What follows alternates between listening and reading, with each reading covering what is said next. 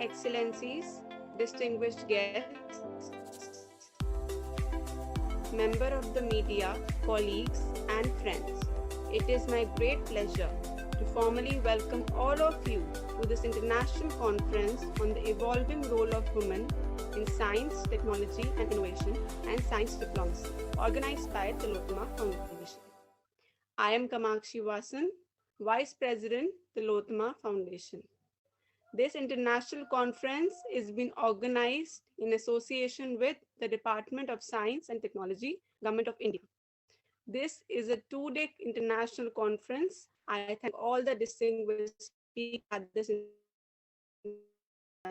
leadership of Mr. Soham Das, Director, Tillotoma Foundation, in curating this conference. Dr. Sanjeev Kumar Varshne, Head, International Cooperation Division at the Department of Science and Technology, Government of India, who has all the positive encouragement and support in organizing this conference. I also thank our colleagues, Dr. Jyoti Sharma and Dr. Charu Agarwal from DST. The Tillotoma Foundation works globally on the areas of international relations, area studies, gender, scientific and strategic policy. Gender remains an important area of focus within the ambit of our work. Yesterday, we discussed issues like the role of women in industries and entrepreneurship, motherhood, and science and technology, as well as women in leadership and gender equality. Today, also, we look forward to an insightful and engaging discussion. The first panel of day 2 will focus on gender issues of respective countries, as well as scope for women in science diplomacy. This panel will be moderated by myself, Kamakshi Vasan, Vice President, Tillotoma Foundation. We are pleased to have among us Higher Excellency Mrs. Madina B. Zar Businova, former permanent representative of the Republic of Kazakhstan to the United Nations, New York, and former Vice Minister of Foreign Affairs, Kazakhstan.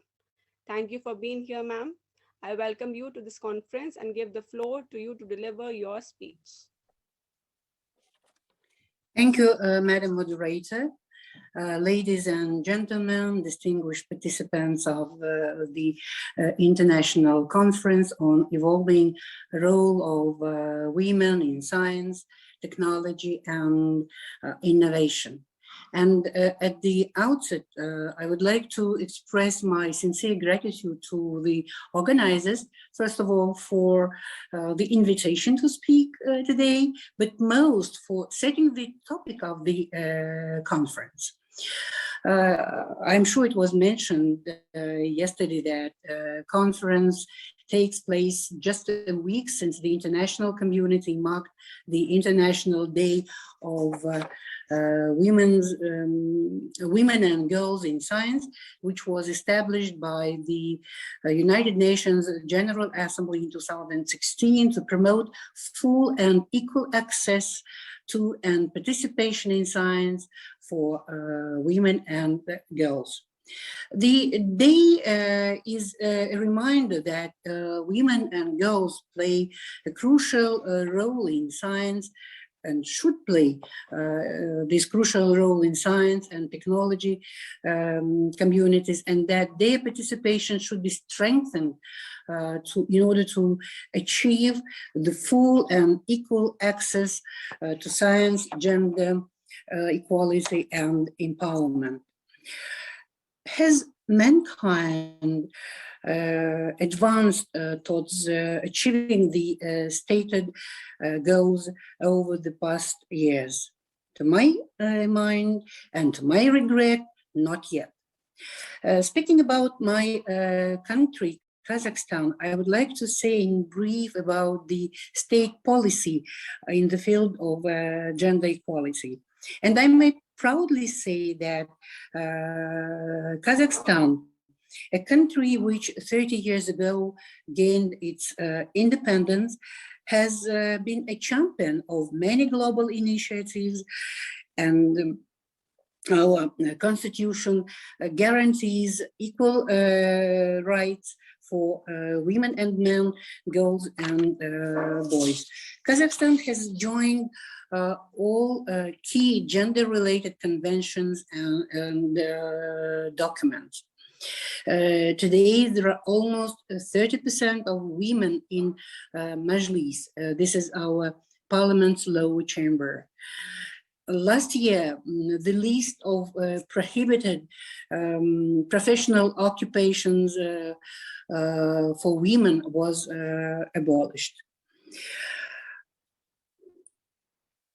According to the Kazakhstan country gender assessment carried out by the Asian Development Bank in 2018, Kazakhstan is placed in Group 1 that comprises the countries where key gender and development indicators demonstrate high equality between men and women. This is access to health, education, and command over economic resources. But still, Kazakhstan ranks low in indicators for representation of women at decision-taking level, about only 5% of women in the government, women labor force participation, and gender wage differences.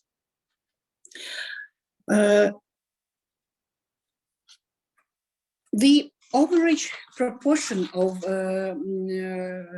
women researchers in Kazakhstan counts 50 to 53%. And we may state that women's social status has significantly changed, and the concept of equality between women and men is widely accepted in modern Kazakhstan society. Still, the traditional stereotype of women's role as wife, mother, and daughter-in-law remains primarily in public discourse. So women in Kazakhstan, by and large, are expected to both maintain a professional occupation and perform homework, housework, and childcare. For sure, the pressure to fulfill their responsibilities limit professional opportunities for women. Social cultural context plays an important role in understanding existing gender disparities in science, technology, engineering, and math fields in STEM. While preparing for today's conference, I looked through a case study named An Examination into School of Engineering and Digital Sciences, Undergraduate Students, Graduate Students, and Faculty, conducted last year in the leading in Kazakhstan, Nazarbayev University. As of course I'm limited in time, I will just share some of its findings. Nazarbayev University is a highly prestigious and competitive university for Kazakhstani youth, as it provides tuition-free education to its students. The enrollment show a large number of girls, nearly equal to men, and even in some cases over-numbering. But speaking about the STEM field faculties, we of course should say that there we see the difference. The case study conducted in the data from Nazarbayev University, the students represent trends regarding women's interest in STEM fields growing and their potential accessibility. The data from the undergraduate and graduate programs in the School of Engineering and Digital Sciences from 2015 to 2020 indicate that the majority of programs enroll and support men more than women. The study shows that to ensure the move from gender parity to gender equality, it is important to consider the academic pipelines and women's progression. Through it, for example, when identifying the number of faculty members, there is a significant imbalance between women and men, with the vast majority of women in positions on the lowest rung of the academic ladder and men in all positions of leadership. To my mind, in Kazakhstan, the challenges for gender equality in STEM are based upon three primary factors: traditional expectations of women's role, continued emphasis on men as bearers of knowledge, and structural obstacles to and through the academic pipeline. These challenges are not unique to Kazakhstan and can be seen throughout the world. And it's good that these challenges of gender equity are being discussed now, and especially at this conference. But this is only the first step. There are steps that should be taken to move towards stated goals. Active steps should be taken to attract more women in STEM by altering the way sciences are taught already in schools. To promote the participation of women and girls in science means changing mindset, fighting gender stereotypes and biases that limit girls' expectations and progressional goals since their early childhood. Women leaders are essential as catalysts for change, as they serve to empower other women in the same professions, raise awareness of the barriers they face, and act as role models. I think that we should continue working on in this direction, and India and Kazakhstan are members of many organizations, not only Universal United Nations, but also, for example, the regional Shanghai Cooperation Organization. And in the framework of these multilateral institutions, we may continue raising this issue in order to change the world. Thank you for your attention. Thank you, Excellency Ambassador Jar Businova, for your insightful talk. You highlighted international perspectives and structures for gender equality and progress of women. You also dwelt in detail on the gender parity scenario in Kazakhstan and the good work that has been done and the challenges that remain for women in STEM. The Tillotoma Foundation has a strong focus on Central Asia, having worked extensively on this region. Looking forward to further collaboration with you. Thank you so much, Ambassador, for being here with us. Now, I would request our next speaker on this panel, Dr. Paulina Carmona, Department of Neurology, University of California, Davis. Over to you. Hello, thank you to all the organizers for the invitation. I would like to show a bit of my presentation, if I am able to share my screen. Yeah, that is great to know, thank you. I'm a research scientist in the Department of Neurology and Mind Institute at the University of California, Davis, and also member of the Global Young Academy. And I'm the founder and leader of the New Science Diplomacy in the Americas incubator. So today I will be talking about how to engage in science diplomacy as early career scientists. So I will show some concrete examples of how to start engaging in science diplomacy as scientists, using the work of science academies, and also taking advantage of pilot programs that are part of nonprofits and government embassy sponsor programs. So which is something that I will show related to Central Asia as well. So very relevant to what we were listening a little bit ago.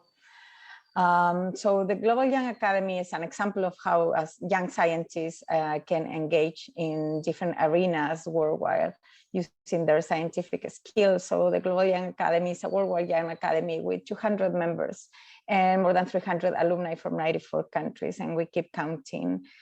Throughout my presentations, you will be able to see these QR codes. Feel free to scan them so you can go directly to the links that I'm talking about and find more information if you are interested. So the GYA vision and mission the vision is to give a voice to young scientists around the world.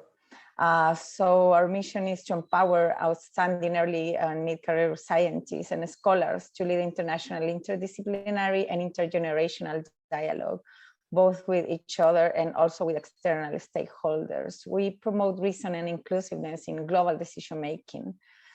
So one important work is that Global Young Academy supports national young academies. And for example, in India, there is a National Young Academy of Scientists in India, and also in several countries of Asia as well. So the way the Global Young Academy works with national young academies is facilitating joint activities, best practices, liaising projects, and organizing regional or global meeting of these national young academies.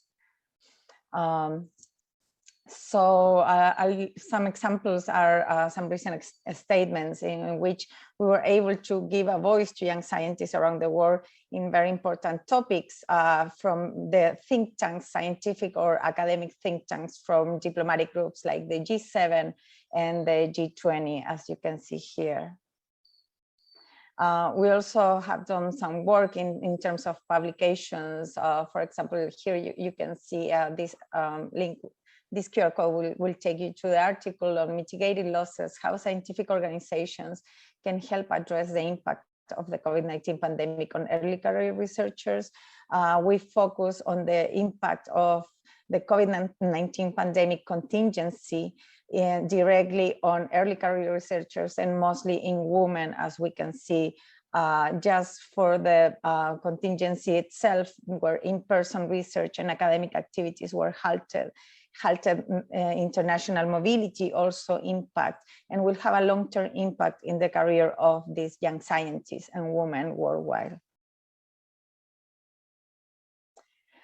So we provide examples of the impact and the challenges early career researchers and women around the world are facing because of the pandemic contingency. And we also find areas of intervention where different stakeholders can engage and actually tackle these challenges. For example, some of them include early career researchers in science advice and science diplomacy strategies. There is a lot of information in this table, but I will think that the key points for us is to promote intergovernmental associations for fostering mobility of researchers between countries. So we really advocate for the circulation of scientific experiences at multinational levels, and also most importantly, as I will show later in the talk, to promote funding programs so that can allow scientific cooperation between countries with different contingencies in the pandemic, for example. We also at the Academy, we have a regional focus. I'm originally from Chile, so one of my projects that I always try to work is in Latin America. We also identify challenges that Latin American researchers face and how to support these researchers and also women and minority groups can not only have an impact in the careers of these young scientists, but also it is crucial in the quest of sustainable development in the region. And I'm sure this is a reality in other regions of the world as well.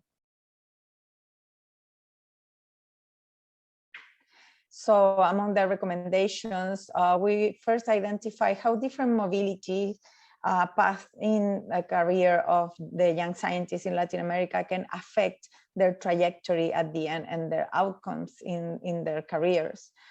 So we provide recommendations of how, from a regional point of view, science diplomacy strategies can support the career of these young scientists and minority groups. And this can actually help knowledge creation in the region as a region with developing science systems. So most importantly, we think that connection with the diaspora is key. And I'm sure many countries that have developing science systems really need to harness this diaspora because these are the most important connection and the closer connection that these countries have with other countries with better scientific systems or research systems. So we think that science diplomacy programs can increase collaborations and exchanges, taking advantage of the strength of science systems in the new country of the diaspora. We also believe that it's important to create these conditions where we have a meaningful collaboration of impact in a win-win design, not in what is so-called colonial science. So a horizontal collaboration where every team can really make an impact on research. Also, we provide a voice and we showcase the work of young scientists and also women around the world at the Global Young Academy. This is another example of an activity that we were able to organize in partnership with the Tsukuba Conference for Future Shapers in Japan. And where we were able, and I organized these sessions in science diplomacy, the COVID-19 pandemic and beyond, and international partnerships with impact in science and higher education. So not only we showcase the work of our members, but we work for the research environment worldwide. We also have a specific science diplomacy working groups, like the Science Diplomacy Working Group in South Asia. If you want more information, we have several members from India working as well in these projects. As I mentioned initially, we recently started a new incubator that is called Science Diplomacy in the Americas. So we are trying to tackle from a science diplomacy point of view and promote openness for scientific collaboration in the Americas, and trying to increase mobility from south to north and south-south. We also are trying to understand the science diplomacy landscape in the continent, which I can say now it is very still in development. There are some countries that have more progress in this, but usually science diplomacy and the incorporation of minority scientists and young scientists is really far away from our expectations. So little by little, we hope to provide a voice to the scientists so we can start to incorporate their voices in science diplomacy strategies in the continent. Another example that I want to show is, I already mentioned how science academies can really help promoting, incorporating the voices of minority scientists in decision-making processes or in actually improving research environments. So another way to have more women incorporated in science diplomacy initiatives is to create funding programs like pilot programs. And an example that I'm going to show now is this were a nonprofit associated with government funding and with the embassy sponsorship. So I'm a grantee from a project that is called Creating New Opportunities for Genomics in Uzbekistan. You can access the website there with the QR link. We recently held many activities around Central Asia Genomics, which is a knowledge hub that we created for Central Asia around genomics, and trying to create this interdisciplinary dialogue between scientists in the country, in the region, in Central Asia, but also from scientists from outside Central Asia. This is a project that is part of the Central Asia University Partnerships Programs, UNICEN, that I carry out with my colleague at the National University of Uzbekistan, Dr. Dilfuza Gamberdieva.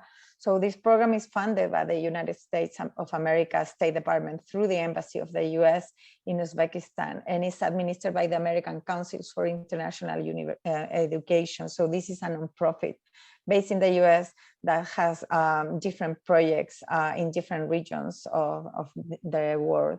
So this program aims to create sustainable engagement and partnerships between the US and Central Asian institutions of higher education. So with this work, I aim to create a pilot model that has impact on different levels. And I hope that altogether this can be replicated as a science diplomacy initiative that is facilitated by different stakeholders.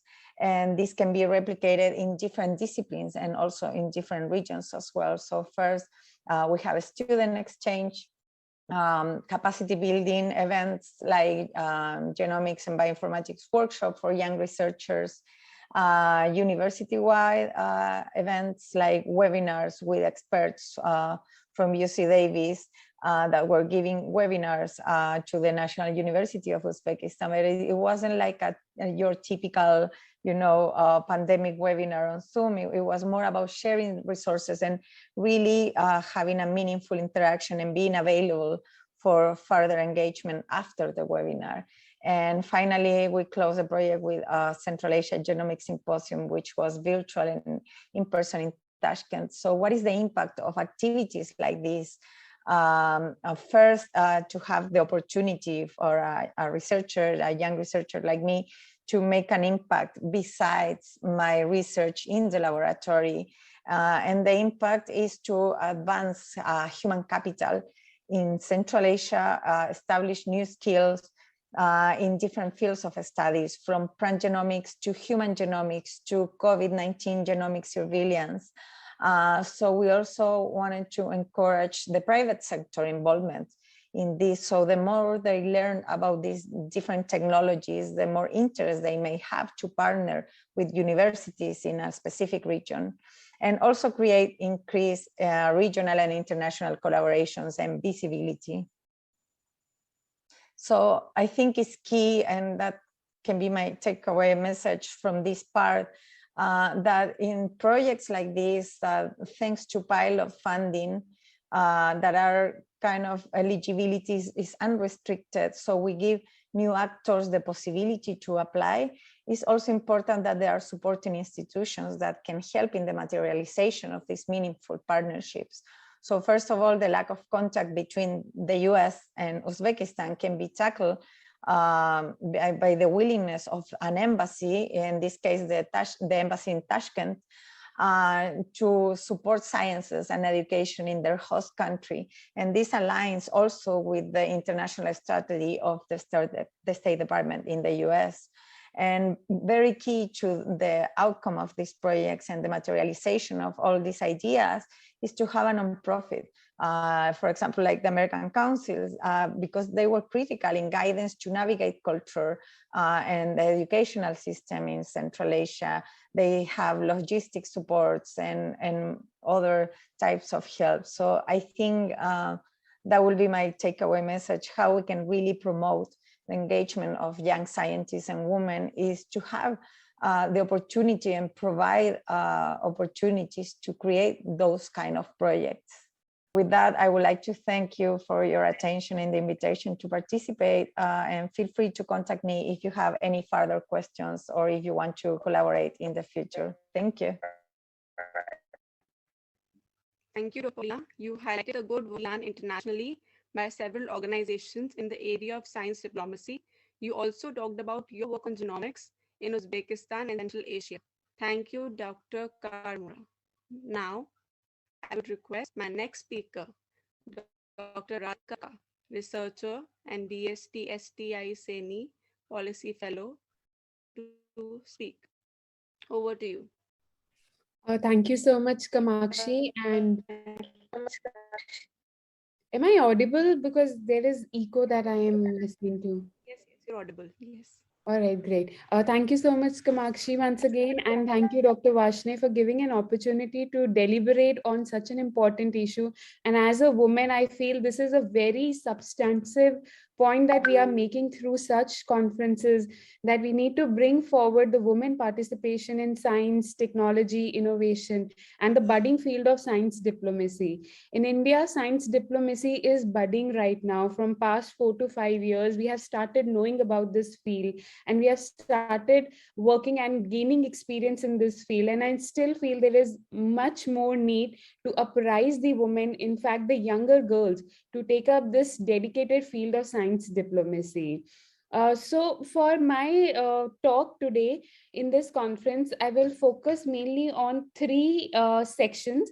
The first, I'll talk about certain gender issues.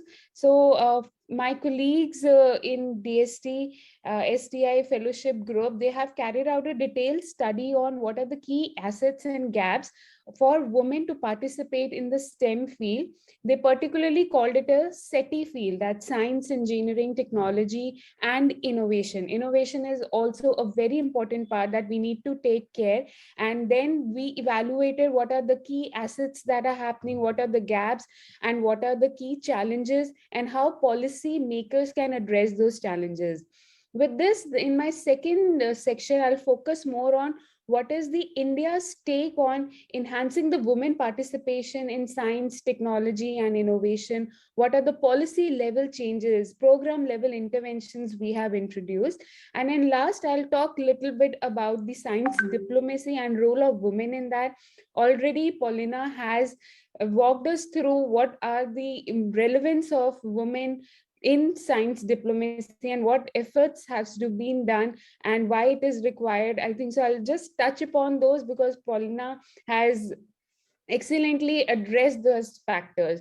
So I'll first start with the key assets that we have in terms of when we talk about the gender participation in the field of science, technology, and innovation.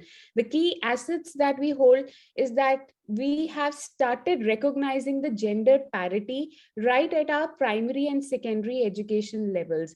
That is, like in most of the countries, we have seen that now we are talking about that there is the gender disequality, and we need to address those factors. And right from our school education, we have started focusing on these things. The other asset, when we talk about the country ecosystem who are dealing with STI, is that we have defined legal and policy level interventions to improve the women participation and performance in education and in labor force as well. Then, as we are talking about role of women in science diplomacy, of course, there are a number of international collaborations which are coming forward, which are promoting women participation in science. As Paulina has already given us an example of Uzbekistan, more of the women scientists, they are coming up and they're looking ahead for the partners globally to form a kind of an collaborative engagement to take the science and innovation forward. But these are the certain assets that countries are working towards it. They are understanding that there is an issue.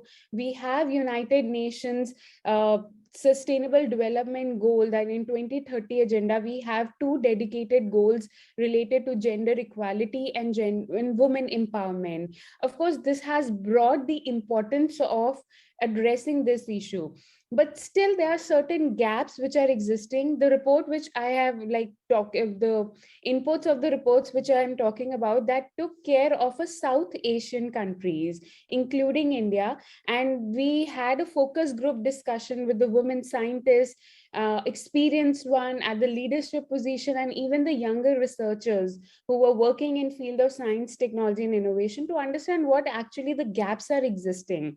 In terms of gaps, there is lots of gender disparity at a higher education level. We see that number of women graduates are there, but how much of they land up in a higher education and further to the job related to science, technology, and innovation. We need to address that gender disparity. That is definitely one of the gaps. Then there is an unequal labor force participation. Mainly the young researchers, they said that when they are compared with their male counterparts, there is loads of disparity in terms of how their results, how their outcomes are being taken forward when it is compared to the male counterpart. And always we see that there are, like, it's my personal experience, like I was in biotechnology field, and out of the 20 students in my class, 19 were the girls and there was only one boy. But when I look forward to how many scientific fraternities working in these universities, in the ministries, the number of male counterpart is definitely much more when we compare to the female counterpart. So this was one of the gap that they have addressed specifically in South Asian countries. Then there is another gap that is existing in terms of socio-cultural stereotypes. When we are talking about science technology, we somehow miss this aspect, that how much socially and culturally stereotyped women are. Like it's like, specifically if I talk about my experience, like when we go for a maternity leave, there is a 6 months gap that we have to face, and then when we return back to our workforce, then there is some kind of stereotype that you won't be able to contribute that much. And we need such kind of balancing environment where working mothers and the cultural adaptation of women has to be taken care of. Then if we talk about the other gaps, there are certain institutional constraints due to male dominated work culture. That was the maximum input that we have received specifically from the Asian countries. That is one of the key feature that we face. And there is absence of women leaders in key thematic areas. We need more of the women leadership positions to be created, where women can come, they can address, and they can vote vouch for changing the whole environment in the ecosystem of that particular institutional area or a thematic area. So there was certain way forward that the report has suggested when we had focus group consultations with the experts in the field. And the way forward that they have stressed on is, we need to bring a kind of an awareness and sensitization among the women as well as the other scientific fraternity. So it's not only that we have to push the women to come forward, we have to also stimulate our whole ecosystem to be cordial environment for the women to participate in science, technology, and innovation, and also to create incentivization mechanisms for them. Then we need to have gender responsive policies and programs. I'm very happy that India has taken a substantial measure in this line. The new science, technology, and innovation policy is already in its documentation phase. It's been released in a public domain. I'll urge every participant to have a look on the National Science, Technology, Innovation Policy that you can access from Department of Science and Technology website. It has a dedicated chapter in that starts with the name Equity and Inclusion. I'll run down what are the main attributes of this equity and inclusion, and how it is stressing on the fact that we need to bring gender equality along with other social equality. We want to address the other social dilemmas also, how we have to push the people who are facing some kind of discrimination based on caste, language, geography, the parents. So all these factors are being addressed for the very first time in a scientific policy for India. Then in terms of way forward, we need to have a leadership building abilities for the women. We need to create more posts for them, more opportunities for them. And then we need a dedicated mentoring, training, and incentivization mechanisms for women to come forward. And most importantly, where science diplomacy will come, we need an international engagements that have to be followed, that will present the examples globally that can be adapted by the countries. Well, this is happening in that country, why cannot it happen in our country? And why can't we collaborate that with the women scientists in other country and learn from their experiences? So we need vehicles of change. you can say this is a kind of a policy maker's guide when they design the legalities and administrative policy measures for women to come forward and address this gender issue in science, technology, and innovation. So we first need to understand there is no one woman thing. So we need to recognize the overall efforts and women's heterogeneity. And we need to begin early. We need to address this gender responsiveness education in the early stages, like right from their primary education. We need to inculcate the culture among the women and among the young girls and boys that we need to address this gender responsiveness. Then it's very important that for a vehicle of change to occur, we need to build bridges. We need to have institutional bridges and support network for translation of science, technology, and innovation education into the careers for women. We need to have a leveling fields. For the vehicles of change, the other thing that we have to strongly promote is coming together. We need to bring up the collective groups such as support networks and advocacy groups as forums for women in city. And in fact, I really congratulate the Tillotoma Foundation along with the DST who has come forward to address this issue. We are talking about this, we are popularizing this concept. That is very essential. And the other way forward that we should look forward is to create a change makers and role models. Now, when we see the women leaders, like especially like Dr. Renu Swaroop, who was also who led the very important department for science and technology, Department of Biotechnology. And then she is leading many different advisory committees who are working for science, technology, and innovation. She is definitely one kind of a role model for us. And we are aspiring for other role models we have in this group as well. And we're really happy to look forward to them and learn from their ability. And they have that decision-making positions that has impacted the working of how women will work in science, technology, and innovation.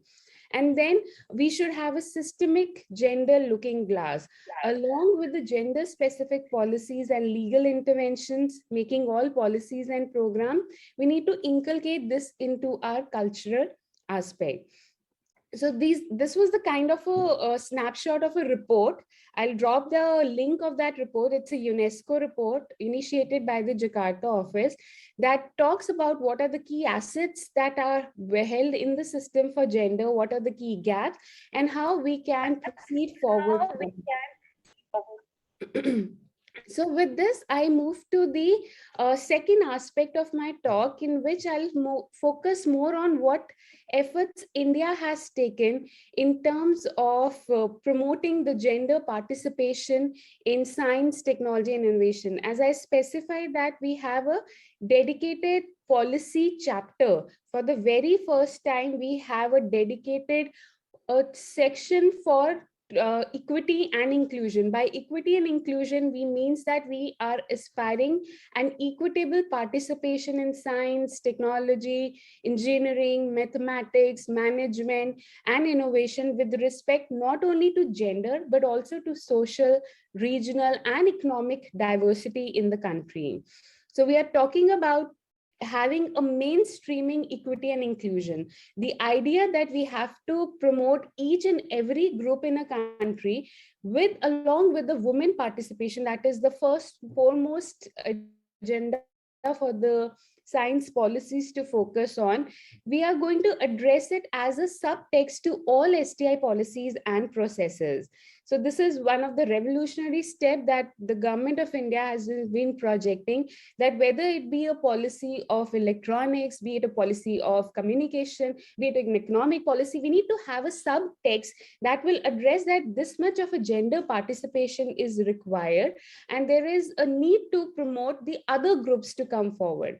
Then we need to have institutionalizing equity and inclusion by on the lines of you all must have heard about Ithana Swan Charter, that is Scientific Women's Academic Network Charter. On that basis, we are trying it to create for India a network of women scientists, researchers, in which they can discuss their problems and they can mitigate what we can do it for the further enrichment. Then we need to create an awareness, outreach, and mentorship. These are the policy level intervention, specifically in terms of recruitment, retention, and promotion of women in scientific field. We are talking about creating an ageism related issues and minimization of the career breaks for women. And I must applaud DST has taken specific steps in that by introducing women scientist program schemes in which women, when they have taken a break due to any family circumstances, mainly the maternity break they have taken, they can come back after that break to the scientific field, and government is providing that mechanism. Then we are talking about the flexibility of the work timings.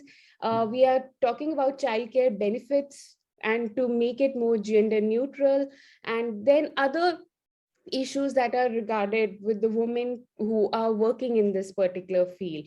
And then the other aspect that we are strongly focusing is on assessing the equity and inclusion, that it's high time we need to evaluate how these policies, these programs are working and what better they are doing for India. So that is the snapshot how the India's upcoming national science, technology and innovation policy is working on.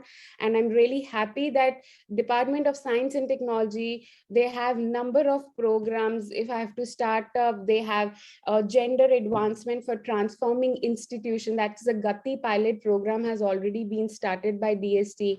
We have women scientist program schemes. Then we have a dedicated program that was started in name of Curie, that was consolidation of university research for innovation and excellence in women university, where we are stimulating the women oriented universities to come forward and participate in this ecosystem.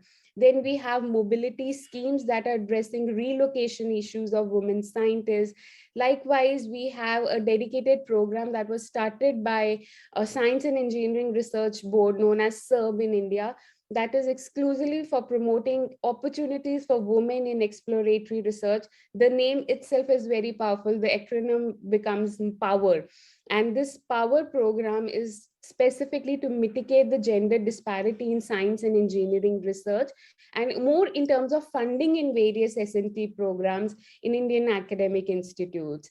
With this, I'll just end my talk with a focus that we need to bring up more of a gender in gender science diplomacy as well. And as Paulina has already given us the snapshot for why it is required, I'll urge the government representatives to take forward the factor that we need to have more women ambassadors, and we need to have more women foreign officials that are representing India on the global platform. Thank you so much once again, and I look forward to the discussion. Thank you. Thank you, Radhika. You made some very relevant observations regarding gender equality on science and research, particularly in terms of gender gap, institutional constraints, and socio-cultural stereotypes. Thank you so much. My next speaker is Ms. Kehkashan Basu, MSM, UN Human Rights Champion, winner of the 2016 International Children's Peace Prize, a Forbes 30 under 30, a National Geographic Young Explorer, and the founder president Green Hope Foundation. Thank you, Ms. Kehkashan, for being here. Glad to have you. The floor is yours. Thank you, Kamakshi, and hello everyone from snow-covered Toronto, Canada. It's past 1 a.m. here, but I'm really happy to be connecting with all of you in this virtual platform. As was just mentioned, my name is Kehkashan, and I am the founder president of Global Social Innovation Enterprise, Green Hope Foundation, which works across 26 countries with over 225,000 people to engage and educate them about the world's most pressing challenges using education for sustainable development that is powered by clean energy. And being a 99% women-run organization, our work is focused on feminist sustainable development. Now, it would not be an understatement to say that we are in the midst of the most unprecedented of times in our living memory. And that definitely holds true for me as a 21-year-old young woman, as it does for my entire sisterhood, the millions of women and girls who have been so disproportionately affected by the pandemic. And the fact that this pandemic's impacts have been unequal is nothing new. It should hardly come as a surprise because its impacts follow the same age-old pattern of any other catastrophe, be it floods, tsunamis, wars, or strife. And such events have always affected the marginalized and the vulnerable much more. But what has made this pandemic even more destructive is the fact that the response to it has also been grossly unequal. And overriding all the initial talk of multilateralism and collaboration has been panicked responses by the richest of nations just scrambling to close down their borders and blatantly hoarding vaccines, leaving the global south, exploiting whose natural resources they've built their economic progress to fend for themselves. And the irony is really befuddling. In developed nations, pharmacies have trashed thousands of expired vaccine doses, while millions in the global south are yet to get their first dose.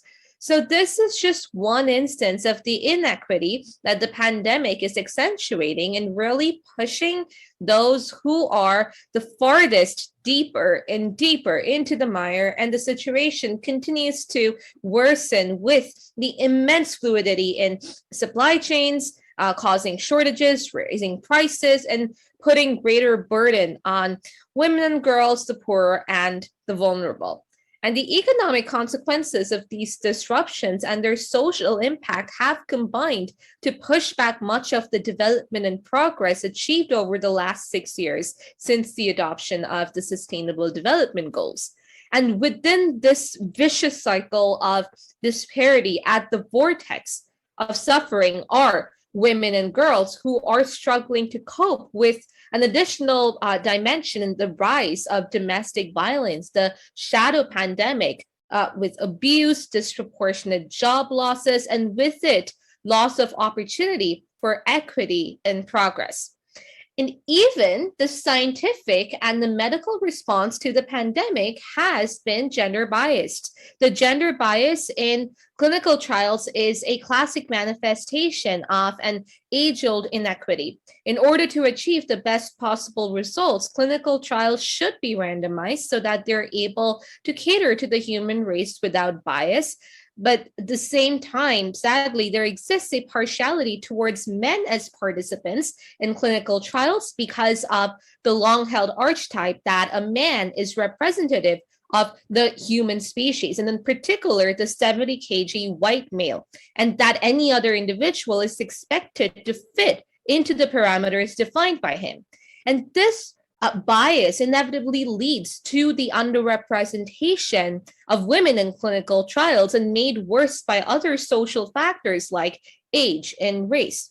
So such clinical trials fail to recognize the differences amongst genders and various other social determinants, and consequently, their differing responses to medical treatment.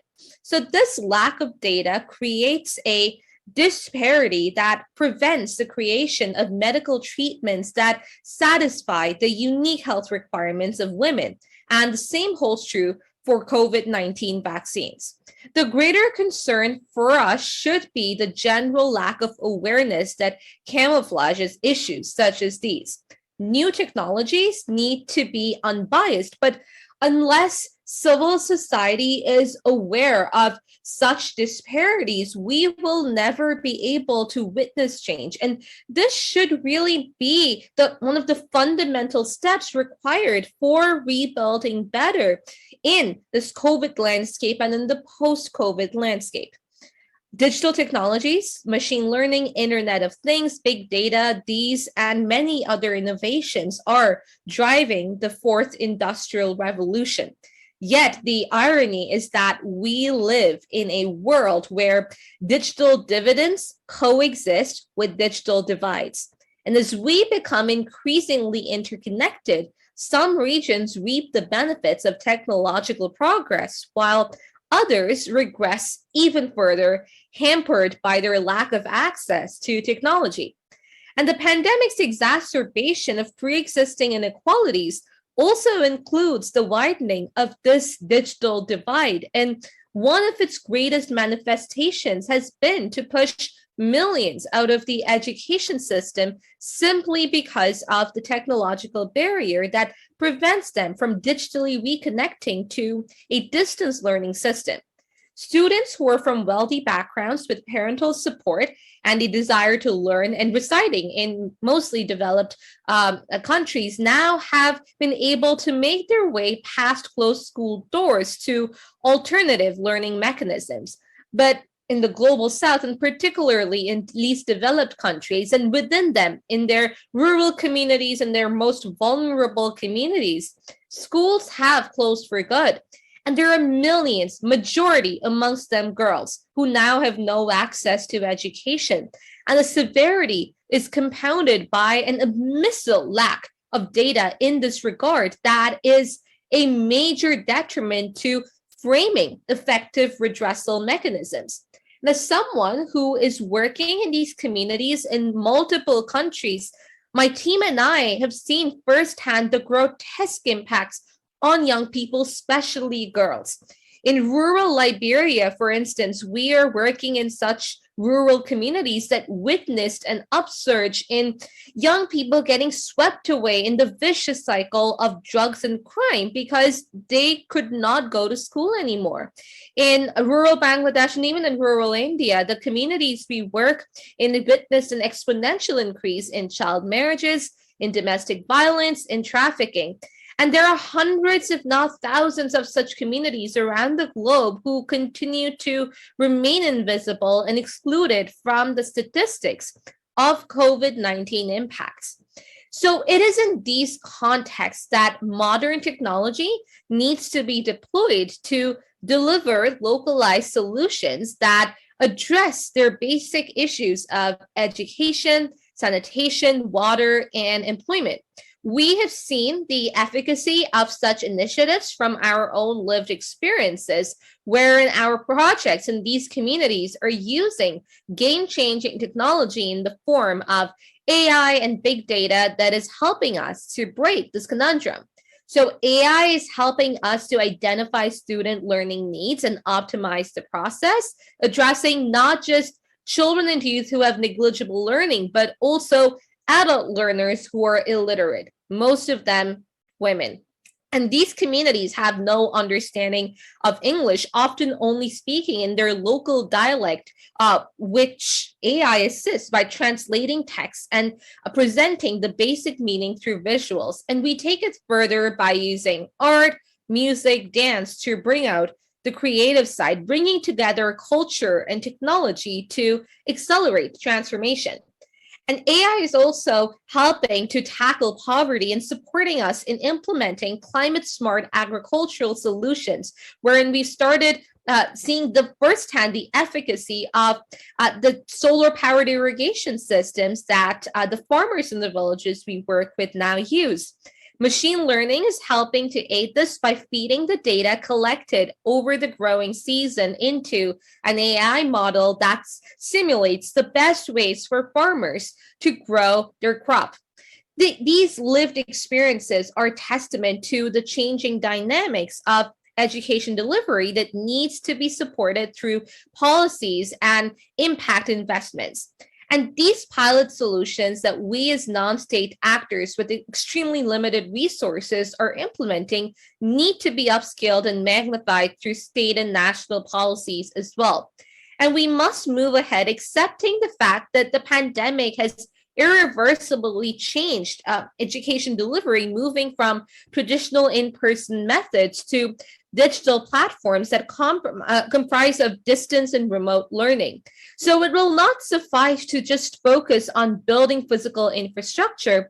we need investments that will assist in building a whole new set skill sets in educators that will make them effective in their ability to transcend the digital divide and to ensure that educators and students are able to replicate the same level of trust and bonding that traditional in-person settings provided. And what is even more important now is to recognize these unique lived experiences of women and girls to really make sure that they are not left behind as we build forward better into the post-pandemic world. And what we need, of course, is the additional training resources, support infrastructure, necessary investments, both in terms of capital and policy changes. And the challenges would be unique depending on the region, and one must be prepared to be flexible. And daunting as the problem may be, we must leave no stone unturned to ensure the success of adopting empathetic education that takes into account the unique needs of women and girls, and particularly education that's driven by clean energy technology, as failure to do so would mean losing an entire generation. Our future depends on how effectively we are able to restore access to equitable education, restore access and ensure access to technology, bridging the digital divide and leaving no one behind. And I term this process of recovery as rebuilding better and building forward equal as opposed to building back, because what we had in the past was actually the reason why we were left so vulnerable to the pandemic. This building forward better will require cross-cutting cooperation between multiple stakeholders, between governments, international organizations, local political establishments, technology verticals, and civil society actors like us who will implement the last mile. And every cog in the cycle is critical, none more important than the other, and can only function if we are all in synchronization. And therein lies the challenge. Is it impossible to achieve this equitable, gender equal world for all? No. Is it difficult? Yes. But do we have a choice? No. So together, let us make sure that we can ensure that equitable world for all where no woman and girl is left behind. Thank you. Thank you, Ms. Kehkashan. It was really a delight to hear you and your views on the recent implications and your thoughts. Thank you so much. I would now request our next speaker, Mrs. Bahajatu Abu Bakar, Head Pollution Control, Federal Ministry of Environment, Nigeria, and former Global Co-Chair, Climate and Clean Air Coalition, to speak. The floor is yours, ma'am. Well, from here, it's good morning, ladies, and I'm very honored to join you all this morning. It's almost 7 a.m. now, I guess 7:39 now. And when I saw the title of this presentation, I was excited because it's about time that we have a global discussion on this issue. We've been talking about it for a while, but I think it's high time we start taking action. A few of my colleagues have touched on some of the barriers and existing challenges women and girls face in STEM.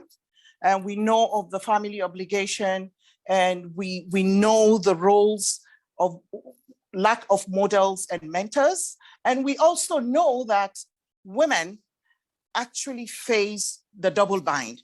The double bind in such a way that a woman must choose between her womb and her brain, where she either delays motherhood or choose career and have to face motherhood much later. And so that caused the boom in fertility treatments. We know that women drive that sector. And she has to face either silence or shame, where she either speaks up or swallows her pride and take the toll of men.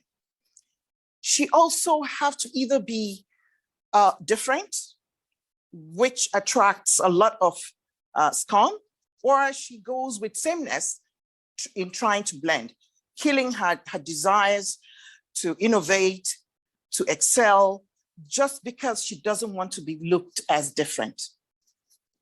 Then she has to also look at either she is competent or she's feminine. So she has to either embrace her femininity or competence.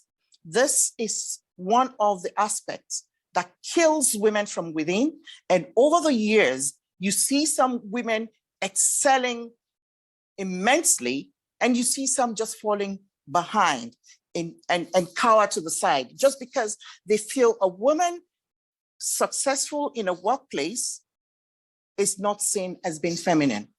And then, of course, we have the challenges of femininity and, aging and invisibility.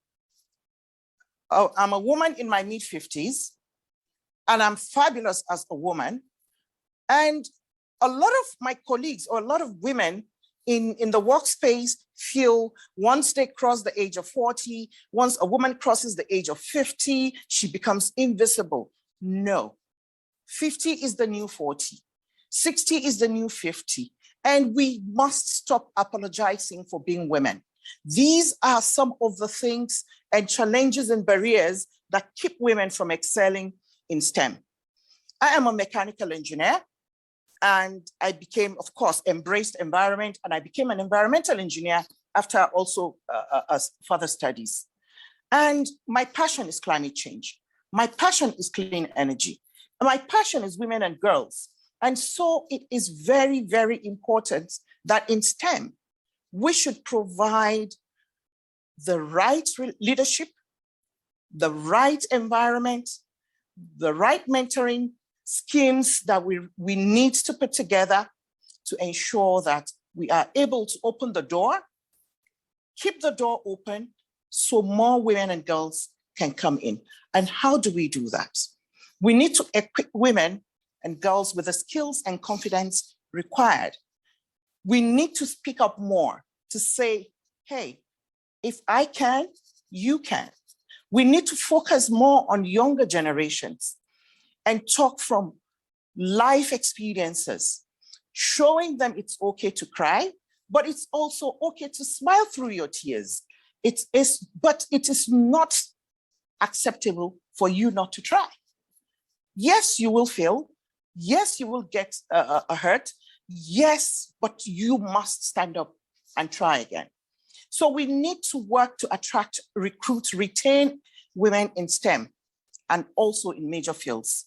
We must improve job hiring, retention, and promotion pathways. What I'm advocating is not favors. Women are natural scientists. They are natural mathematicians. They are natural engineers. When you look at post-COVID and scenario, we find that there's a more informed world on effects of climate change. And we are more aware that women must take leadership roles in climate action for the world to achieve net zero emission targets by 2050.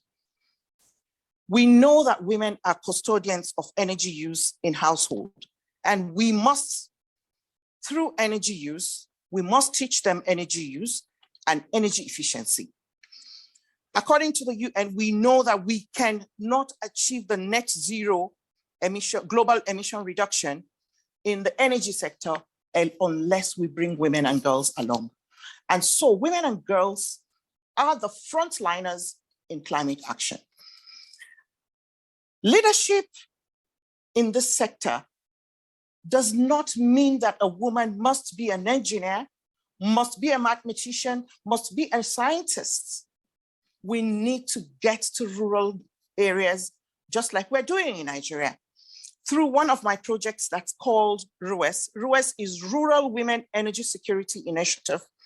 And we've registered well over 2 million women.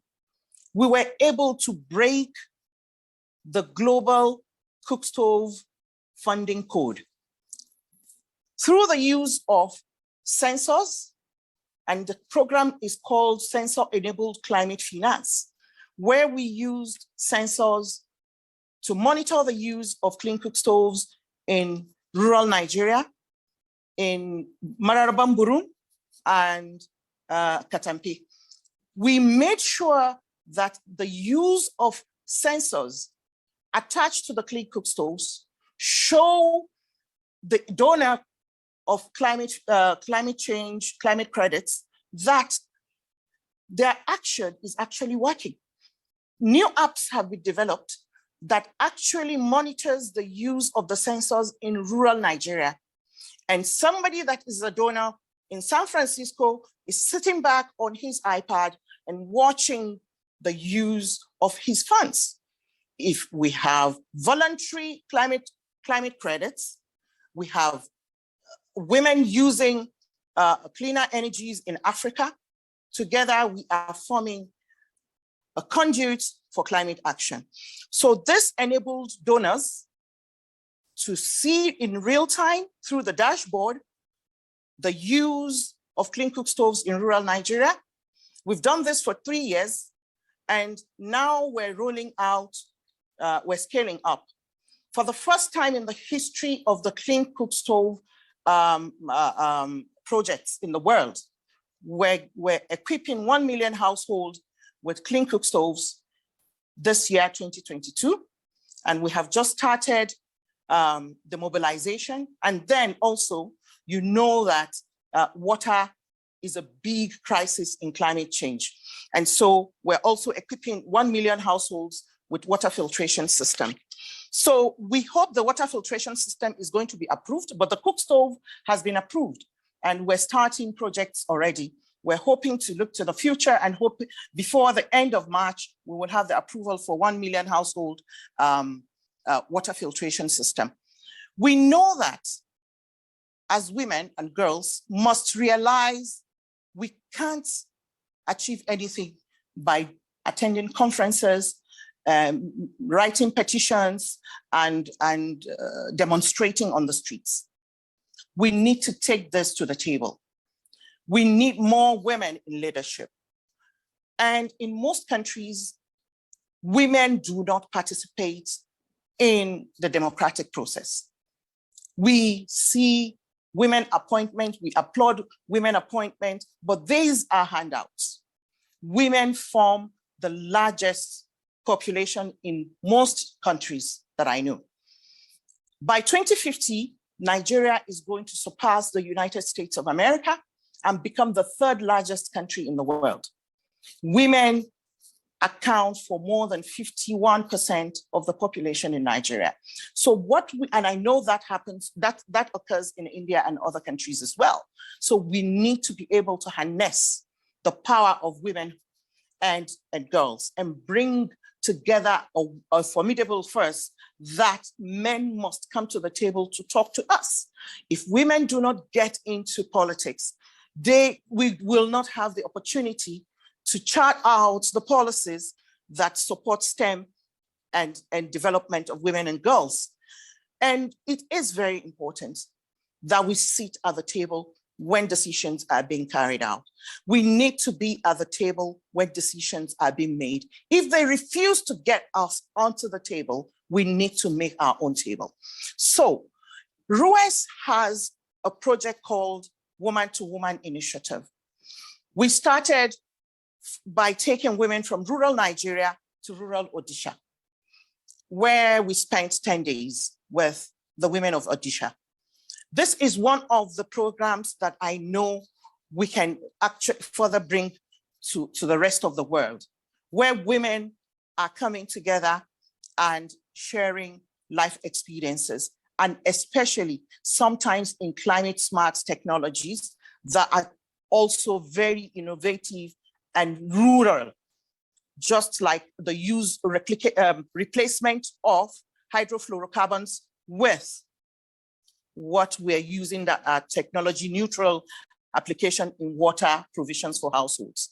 So my recommendation to the beautiful women around the table is that we need, first and foremost, to create a web of woman-to-woman global alliance to mentor women and girls in STEM. We already know that something of such is happening in the United States, where we have a Million Women initiative that assists young and coming women and girls in STEM with already established and successful women.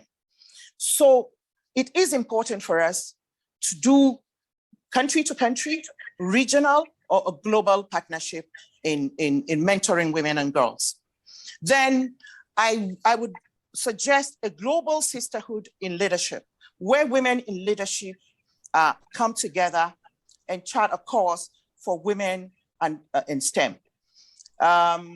There was an event I was invited to. I got an award in Mumbai, Women in Leadership Conference, where we started something like this.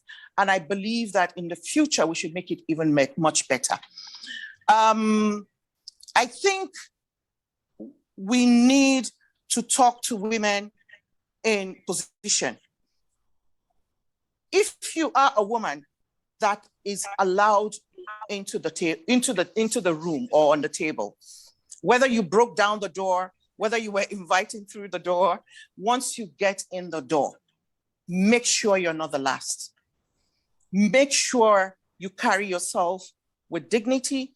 Make sure you act with integrity, because you are a torchbearer, you are a pathfinder, and a lot of women and girls look up to you for inspiration, and they are watching. So women, know that the men have failed in so many aspects. We must now step up in leadership and lead with dignity.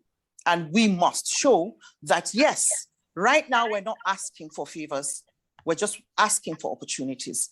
And I know that we'll do well as we move forward if we put all our energies together and ensure that we plan a good course and a successful one for our children in the future. Thank you so much for inviting me. It's an honor to be amongst you all. Have a beautiful deliberation. Thank you. Thank you, Mrs. Bahajatu Abubakar, for your inspiring presentation. You made some excellent observations on the role of women in STEM, as well as on climate change. We have had the pleasure of having you at the Tillotoma Foundation on previous occasions also. It's always great to see you and have you again with us. Looking forward to work with you. Also, I would say that I completely agree with you that women needs to be at the table when the discussions are being made. And if they don't give us a seat, women must make their own table. Absolutely true. Also, I would like to thank Kehkashan also. Let me commend you once again for your very good work, as well as the relevant observations made by you. It's a pleasure to have you here and begin our association. I'm sure we can do so much more in the future. We all need to come together to ensure the effective participation and leadership of women in all fields, including STEM and startups. Also, I would like to thank Paulina and Radhika. Your presentations have been very appropriate as well. Thank you so much. So now I would request my next speaker, Dr. Anupama Thakur, researcher, Indiana University, Purdue University, Indianapolis, USA. The floor is yours. Yeah, thank you, Kamakshi. And I acknowledge Vashne sir and the Tillotoma Foundation for inviting me for presenting my work here. So I would just like to pull up my slides. In this presentation, I'll be sharing my journey as well as the role of women in sustainable green hydrogen energy economy. So the idea of this presentation is to connect, inspire, and engage the generation, the women in this era, and also the people and the young women researchers working in green hydrogen economy. So just going ahead and just briefing about the green hydrogen economy and what is the need. So the rationale lies that with increase in population, we need energy. So we are into the energy challenge. So the fossil fuels and the coal reserves that we have so far, they're not sufficient to fulfill our energy demands. And the other aspect, the huge dependence on these fossil fuels comes out to result in various, global warming, climate change, and various environmental risks. So we need to have some renewable energy fuels and other alternate energy fuels which can cater our energy demands. So here comes the green hydrogen, which is produced by green roots by employing the solar energy and converting water into a chemical fuel that is hydrogen. So the idea behind opting for hydrogen is firstly, it has high energy content and it's zero carbon emission fuel. So it will help us to have a sustainable future. And the high energy density will help us to cater our energy needs. So the energy chain is from production to application. So wherein we need women researchers and huge involvement by other researchers to contribute at every level. So there are various challenges associated with this kind of technology. I'm not going through in depth because it's more into technicalities. And I also present here the roadmap for the research contribution. So we lay here that with growing interest, huge women researchers are contributing a lot in this domain, and which I'll be highlighting in this presentation. So going further, talking about the state of women in STEM and framing the discussion of this presentation. So again, take back you to the breaking down gender bias and that is into this professional field.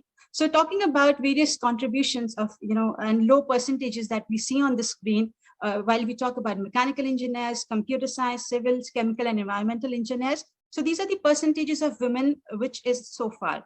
So we need to break down this gender bias and we need to have some major barriers that we need to come forward and break them up.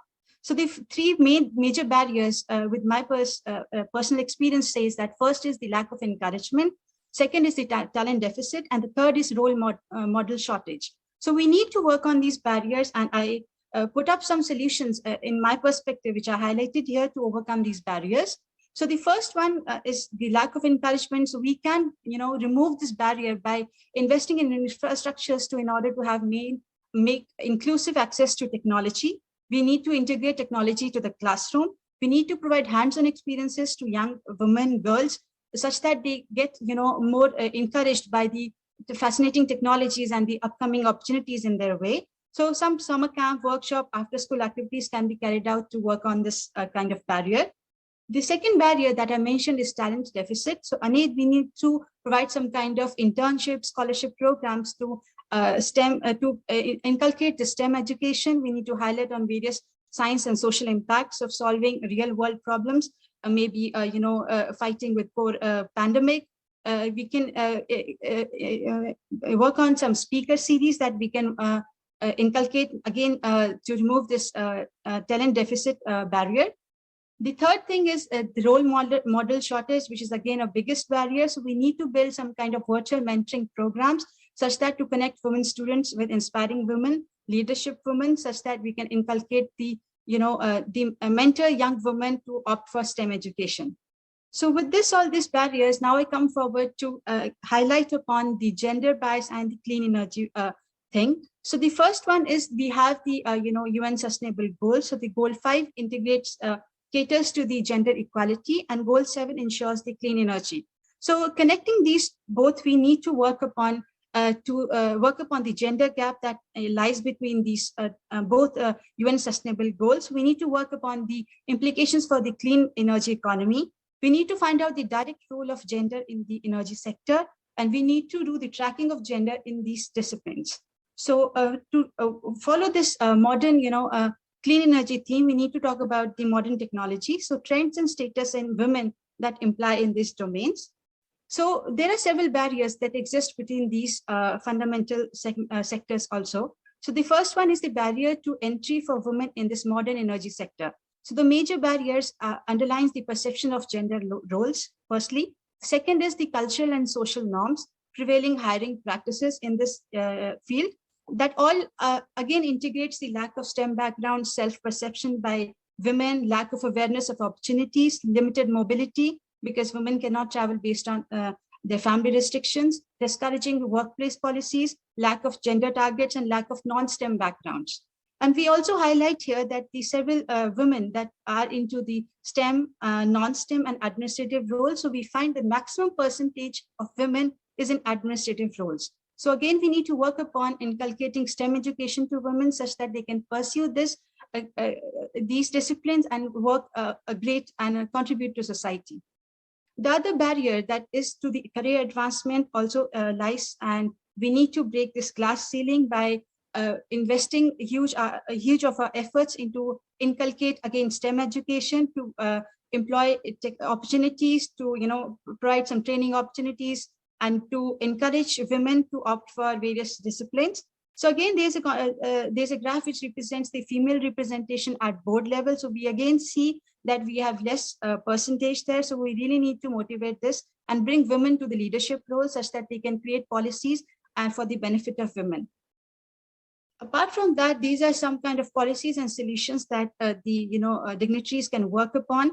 They can provide access to education, training, create network supporting mentorship, workplace practices, policies, regulations. They can work upon mainstreaming gender perspectives and also throw some light on work-life balances.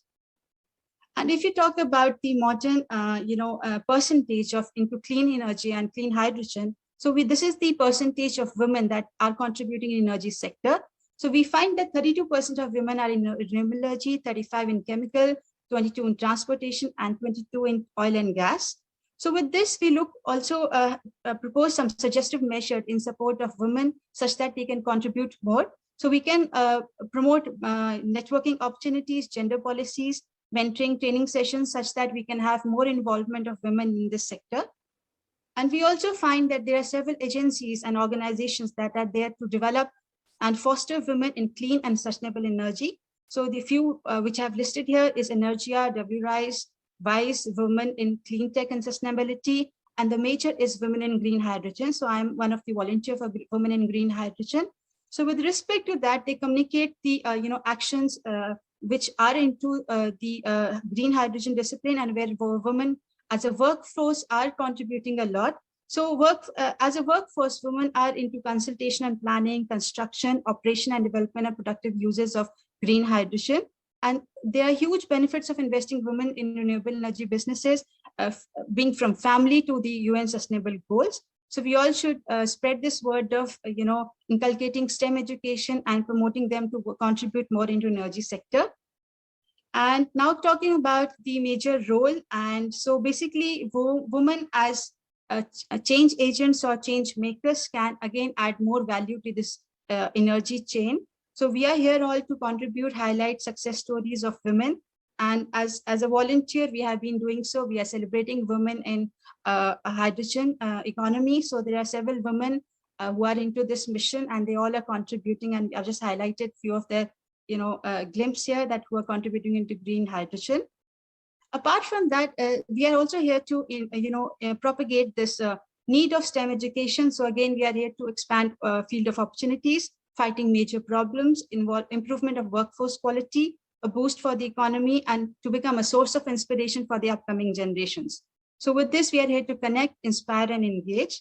And as a volunteer, as a science communicator, we have been communicating science at school and college levels. So with this, here are a few, science outreach programs that we have been involved in. And as an early career researcher, I acknowledge my supervisors, my mentors, DST, CSIR, SSR family. And presently, these are some kind of snapshots. I'm associated with IEEE Women in Engineering. So based on that, we have been contributing a lot to STEM education, to promote STEM education among women at school and college levels. So with this, I'll thank you and thank you for this opportunity. Thank you, Dr. Anupama, for your presentation. You highlighted major barriers for women in STEM and particularly energy sector. I think we need to ensure the removal of such barriers. You are right that such so-called glass ceilings must be broken really very soon. We need to have we need a very engaging and, I just wanted to say that we really had this discussion and it was very engaging for us and interesting. This panel, we heard many perspectives of women and we received different perspectives from different countries. I really enjoyed the discussion. Thank you, Ambassador Madina B. Zarbusinova, Kehkashan, Paulina, Radhika, and Mrs. Abubakar. I thank all the 6 speakers in this panel. It was a pleasure to have you on this panel. You can stay in touch with me at vp@tillotamafoundation.org. Thank you so much. Now I would hand over it to Dr. Varshne Dr. Sanjeev Kumar Varshne, to start with the second panel. Thank you, Kamakshi. And thank you, Kuli. I think very, very absorbing first session in which we had perspective from various parts of the world. And I'm so thankful to speakers, especially those who are coming from American or African continents, that despite being very odd hours, they could join and contribute to these discussions. So now taking it forward, we have got 3 more speakers today. And first session in which 2 colleagues I'm expecting to speak. One is Dr. Anupama Harshal, who has more than 19 years of teaching experience and a certified trainer for STEM teachers, training on research-based pedagogy. And she is currently working with IISER Pune, and she would like to touch upon the most sensitive part of motherhood and science and technology. As we discussed earlier, this is something very, very sensitive. And we had our colleague also in the morning that who said that many a time women are forced to choose between motherhood and their career, motherhood and science. And we would listen to Dr. Anupama Harshal now, and I request her to highlight challenges and also possible solutions. Dr. Anupama Harshal. Namaste, and thank you very much, Dr. Varshni, and the entire team at Tillotoma, all the facilitators who have kind of, put this talk together. I think it's been very empowering being present here. And in the time given that I have, I will speak about how, I'm trying to use a few papers and my own experience to put across this. And as Sir very wisely said, what are the solutions? So I'm essentially going to use the term or the term that has been coined by one of the Nature papers, which says motherhood penalties. So when you're a woman in STEM, when you're a scientist mother, when you go through motherhood during this process, you are suddenly penalized. And when I'm using the word penalty, I'm not using numbers here because of course you can go to a relevant paper and check that out. I'm essentially trying to tell you that both, emotional caring is a duty for both the parents, which is, the male member and the female member, the mother and the father. But essentially the entire load, comes onto the mother. And that's why I'm using the word motherhood penalty. Now, essentially from my own experience, where I have one biological child and one adopted child, I want to share with you a very empowering story here, because I was led by a woman principal at KC College in Mumbai University, and I was a temporary staff when I was recruited. And because I could not get maternity leave, the way they devised the whole, they facilitated, an organizational facilitated environment is what I'm going to use as my first point, that my principal and my HOD said, you can come and work from 7:30 a.m. to 10 a.m. This will facilitate that we don't have to give you leave. You will not have to take a cut in your salary. And believe me, I would report to work at 7:30 and 10 a.m. My HOD would say, Anupma, you have to leave. You have an adopted child. You need to go give her a wash. You need to do everything, that I could be there with her for the parenting.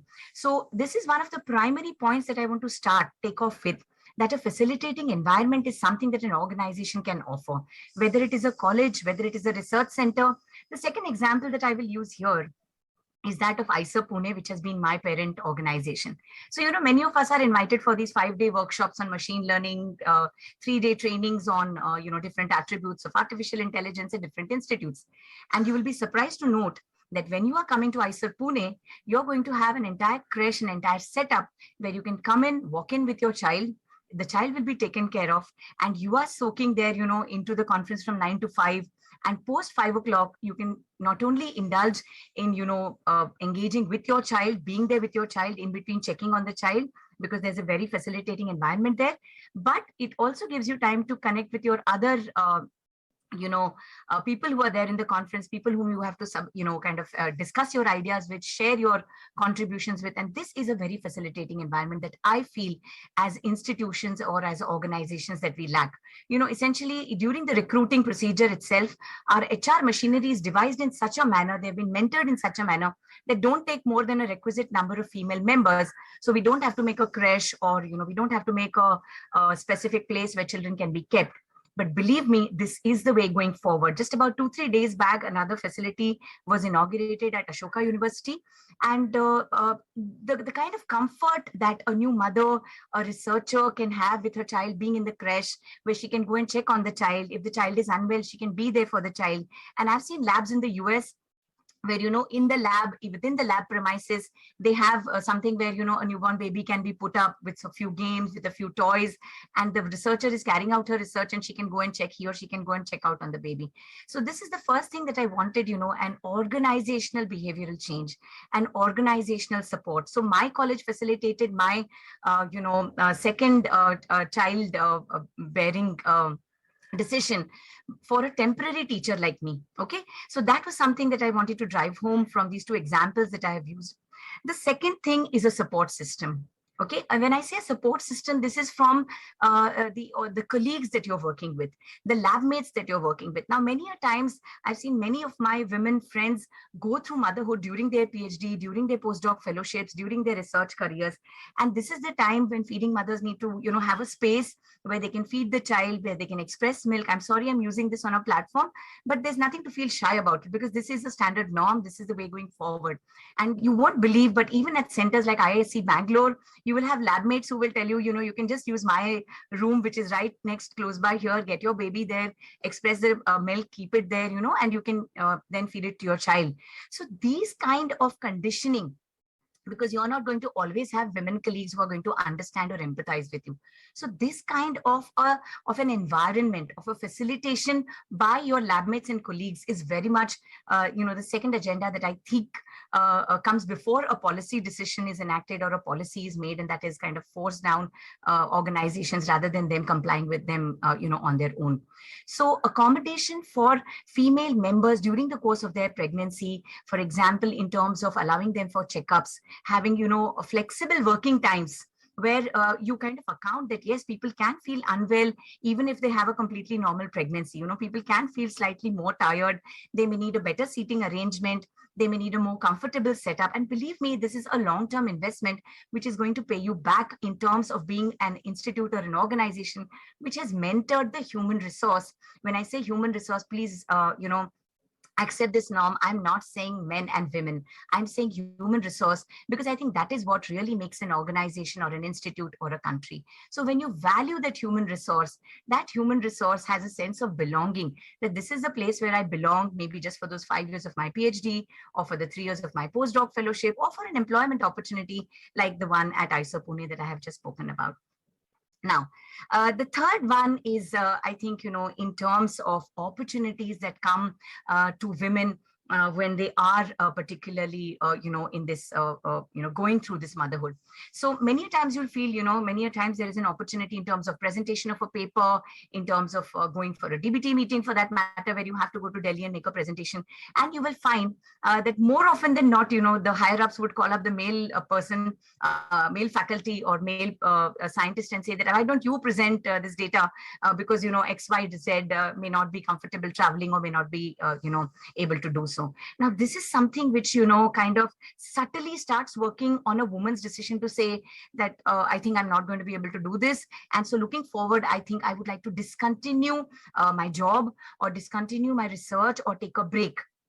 Now, this is something, why I'm using the word subtly, because it's not directly done. It's not directly said. So give the woman a chance or an opportunity that it's just a matter of 2 days. It's just a matter of a day. It's just a matter of a few hours. Anupma or XYZ, would you consider going for this presentation? And believe me, leave the decision to the person.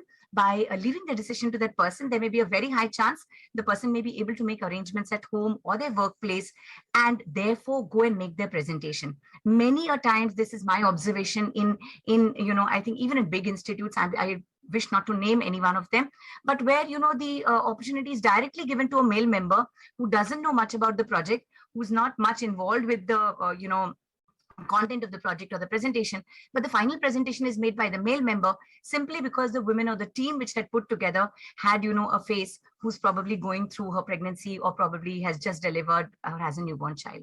So I think these three parameters of, having an organizational structure, which gives you a facilitating environment, having empathetic teams, having people who are sensitized. So having a guide or having the head of a department or having the head of a lab who says that, no, it's okay, let's, give her a chance, let's take it that way. How best can we facilitate? How best can we give her a flexible timing is what is needed in terms of sensitizing.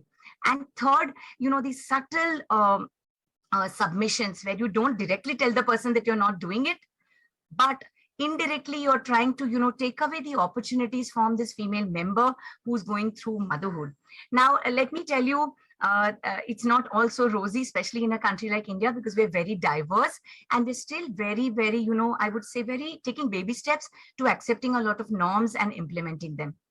So I had a temporary teacher who was 5 months pregnant, was through the family way.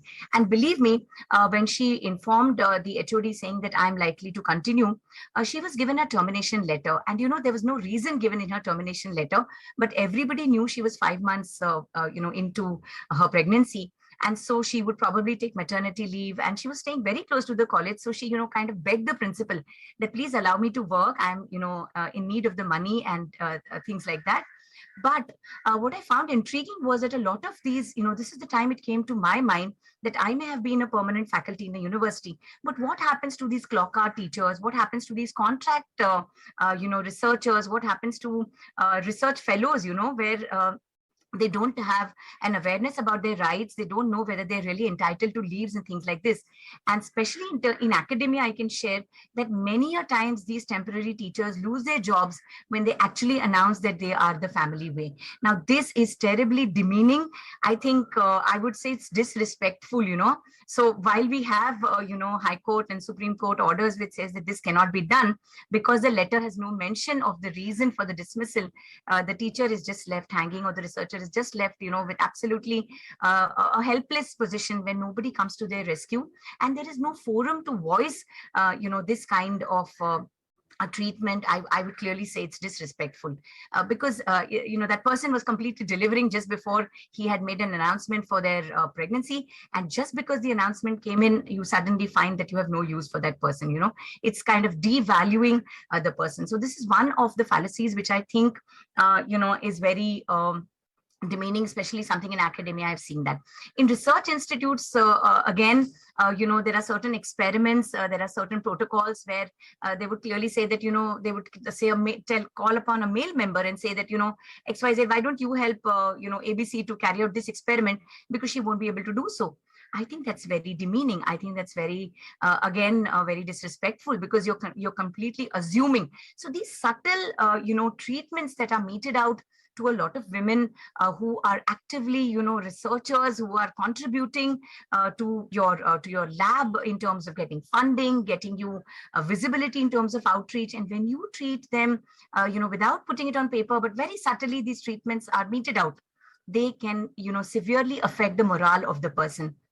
And, this is the path which happens in most labs, where you will find that within the first 5 years of, when a woman has had a child and the child is 5 years, you'll find, if you were to compare between the male and female members, you'll find that while the productivity of the male members doesn't go down, the productivity of female members goes down to almost 48% after a childbirth. And gradually, with lesser and lesser opportunities coming their way, it becomes much difficult for them. And most of them then, go and take up work areas like outreach or teaching or, just conducting workshops, which mean this is a leaky pipeline. You've lost somebody who's making a valuable contribution, somebody who's a researcher, but they decide to take a break for one of these 3 or 4 reasons that I've highlighted. And that is that's a serious loss. This is another leaky point, I would say, in the pipeline, which is probably not so well documented, but I've gone through several papers, I've added my expertise here. And I think while we go forward, this has to come down as an administrative decision that there, like my earlier speaker said, that you have to ensure that when you enter a room, you facilitate or you open the door for more women members.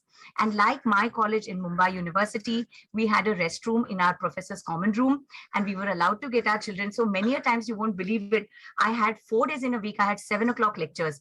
And there were times I didn't have a childminder or my child was unwell, and I would just take my child in my car, put her up in the restroom, and all the other teachers, would be contributing or helping, taking care or managing the child. So I feel that while there is a lot that needs to be done in terms of organization and institutes and setting up these systems, I feel there are many colleges, universities, and research centers that are, really doing their bit to accommodate women in motherhood, and thus ensuring that the leak in the pipeline is somewhere, at least trying to be fixed by their contribution.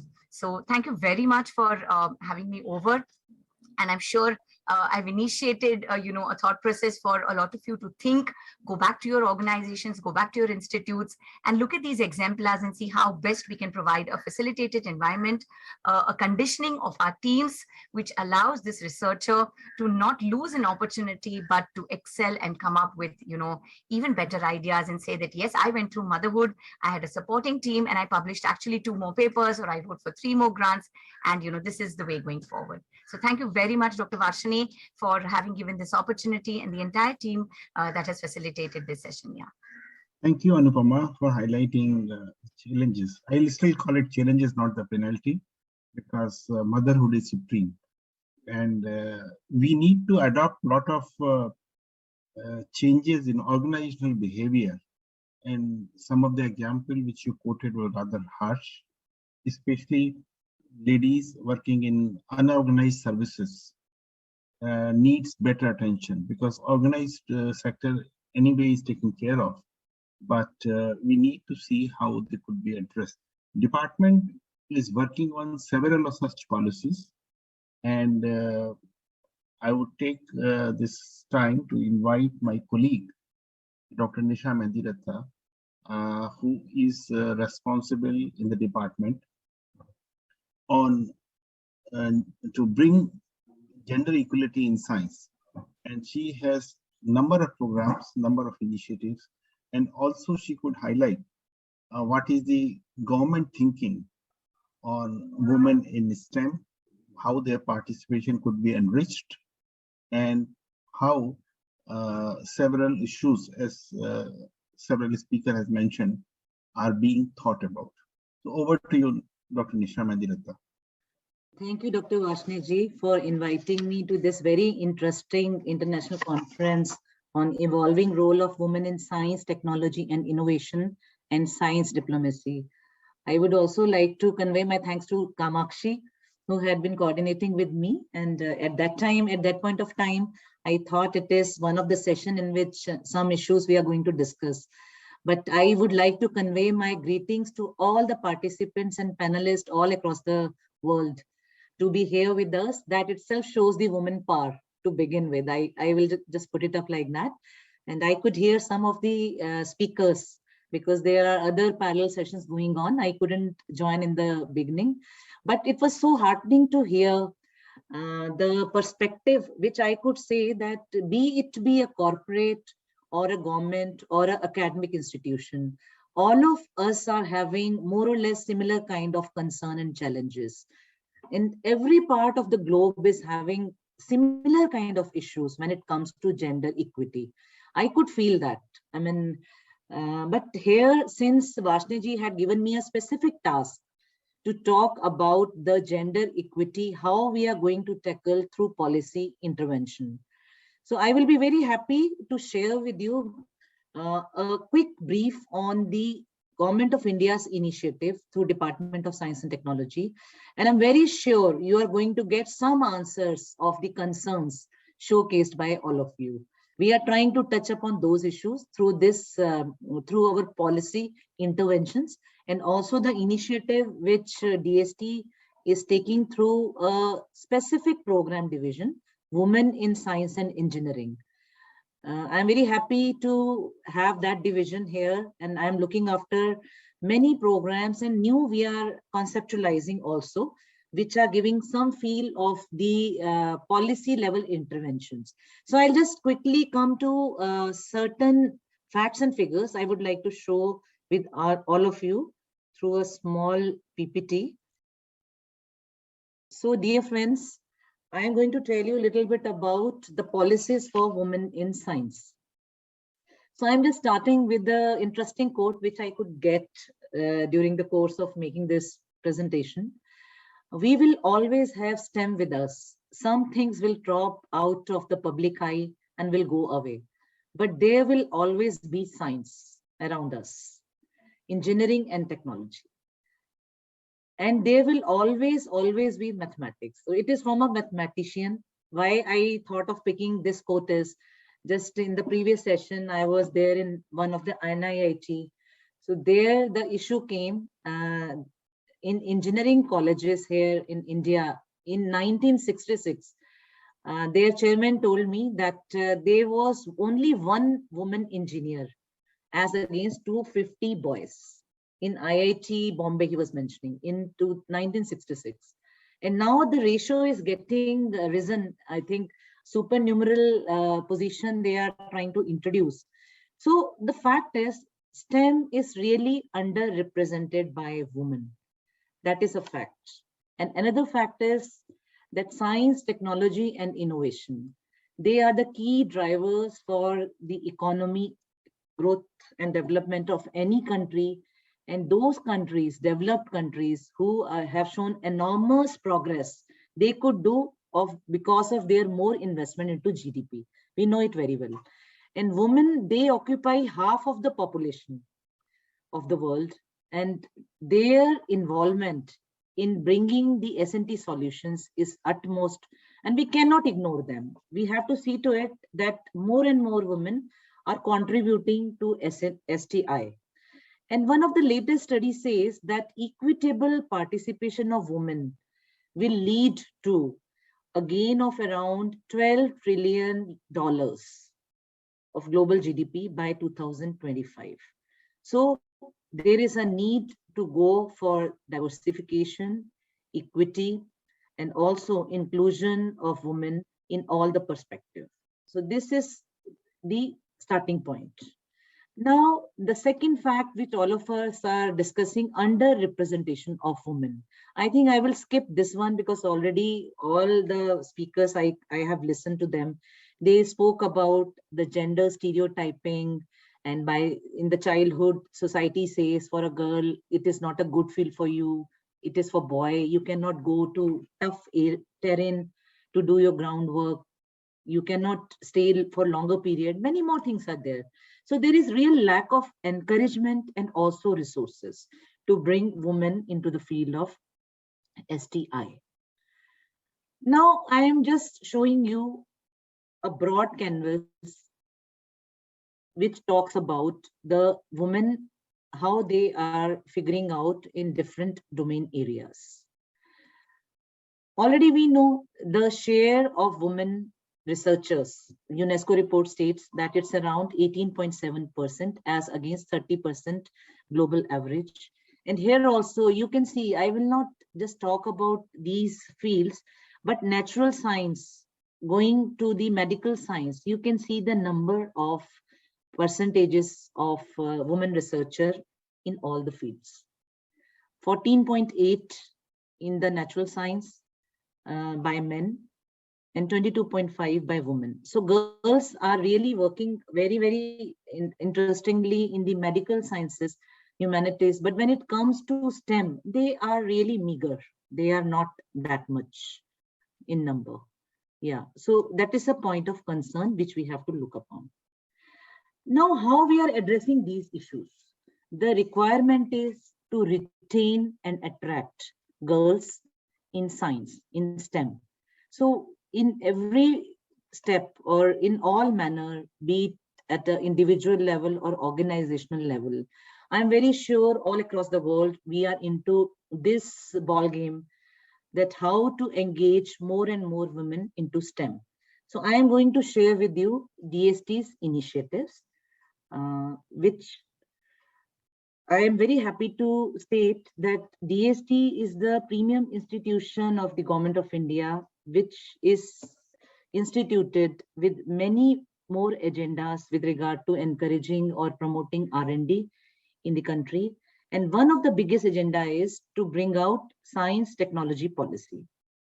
So friends, I'm sharing the journey of DST with regard to involving or including women as one of the important sector in the plan of DST. It started sometime in the year 1980 during the 6th five-year plan. We were talking even from the beginning that women need to be encouraged into science, but there was no such plan available till then. DST started devising policies since 1958. We had made 4 policies till then. But in the beginning, there was no mention of any woman perspective. In 1980, for the first time, it came as a special chapter on women and development, which was included. And then onwards, DST started working for exclusive programs for women in science. In the 5-year plan, that was sometime in the year 2002, first time we thought of conceptualizing a special program for women scientists to encourage them to enter into the scientific field whenever those women who found there is a break in their career due to certain social challenges, maybe due to their marriage or maybe due to childbearing or many other issues are there, they could not pursue their scientific career. So we devised this program, which is popularly known as WAS program, Women Scientist Program, to encourage the women to break their break. So that is a slogan always I say, break the break of women scientists through this program. So it is one of the most famous, popular and really happening program of the Department of Science and Technology. Then after looking into the response of this program, DST also encouraged many more things. We instituted a special gender budgeting into our EFC by the name Disha in the year 2007.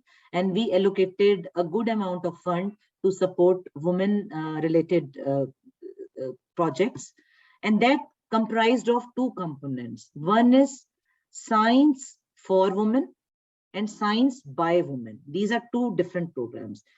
For women means for societal upliftment of women, there is a separate program. And by women means by research to be conducted by women scientists themselves in basic science, in societal issues, and also in entrepreneur field in IPR. Then further to that, again, we got very good response. In 12th five-year plan, we instituted a special women-specific program, which was named as Kiran. And one standing committee also we have instituted. And this program is working, in fact, from the past 2 decades, DST is working very actively to support and undertake women-specific program. And many women, more than 5,000 women have been benefited so far from our programs. Now, beyond 12th five-year plan, we are having many activities under Vice Kiran program division. Kiran is now renamed as Vice Kiran because we wanted women in science and engineering component to be part of it. And a new Sti Policy 2020, which is coming up, which has a specific chapter on equity and diversion. Varshini, please tell me when it has to be stopped. I'll just rush then. Do I have another 5-6 minutes? Yeah, we have one more speaker, so you can... Yeah, that's what I just wanted to know. So quickly now, I'll just run over to the STI policy. I'm not going to speak more about it. I will just come to the point which previous speaker said. It is very interesting in a manner that it contains short-term, long-term, middle-term course for the women. And it really looks after many facets, such as there should be mandatory positions of women in academics, and it should cover all kind of fields like remote areas, rural, marginalized communities, and irrespective of their caste, creed, and religion. it is felt that there is less representation of women in all the levels, be it evaluation committee, decision-making body. So minimum 30% of women representation should be there.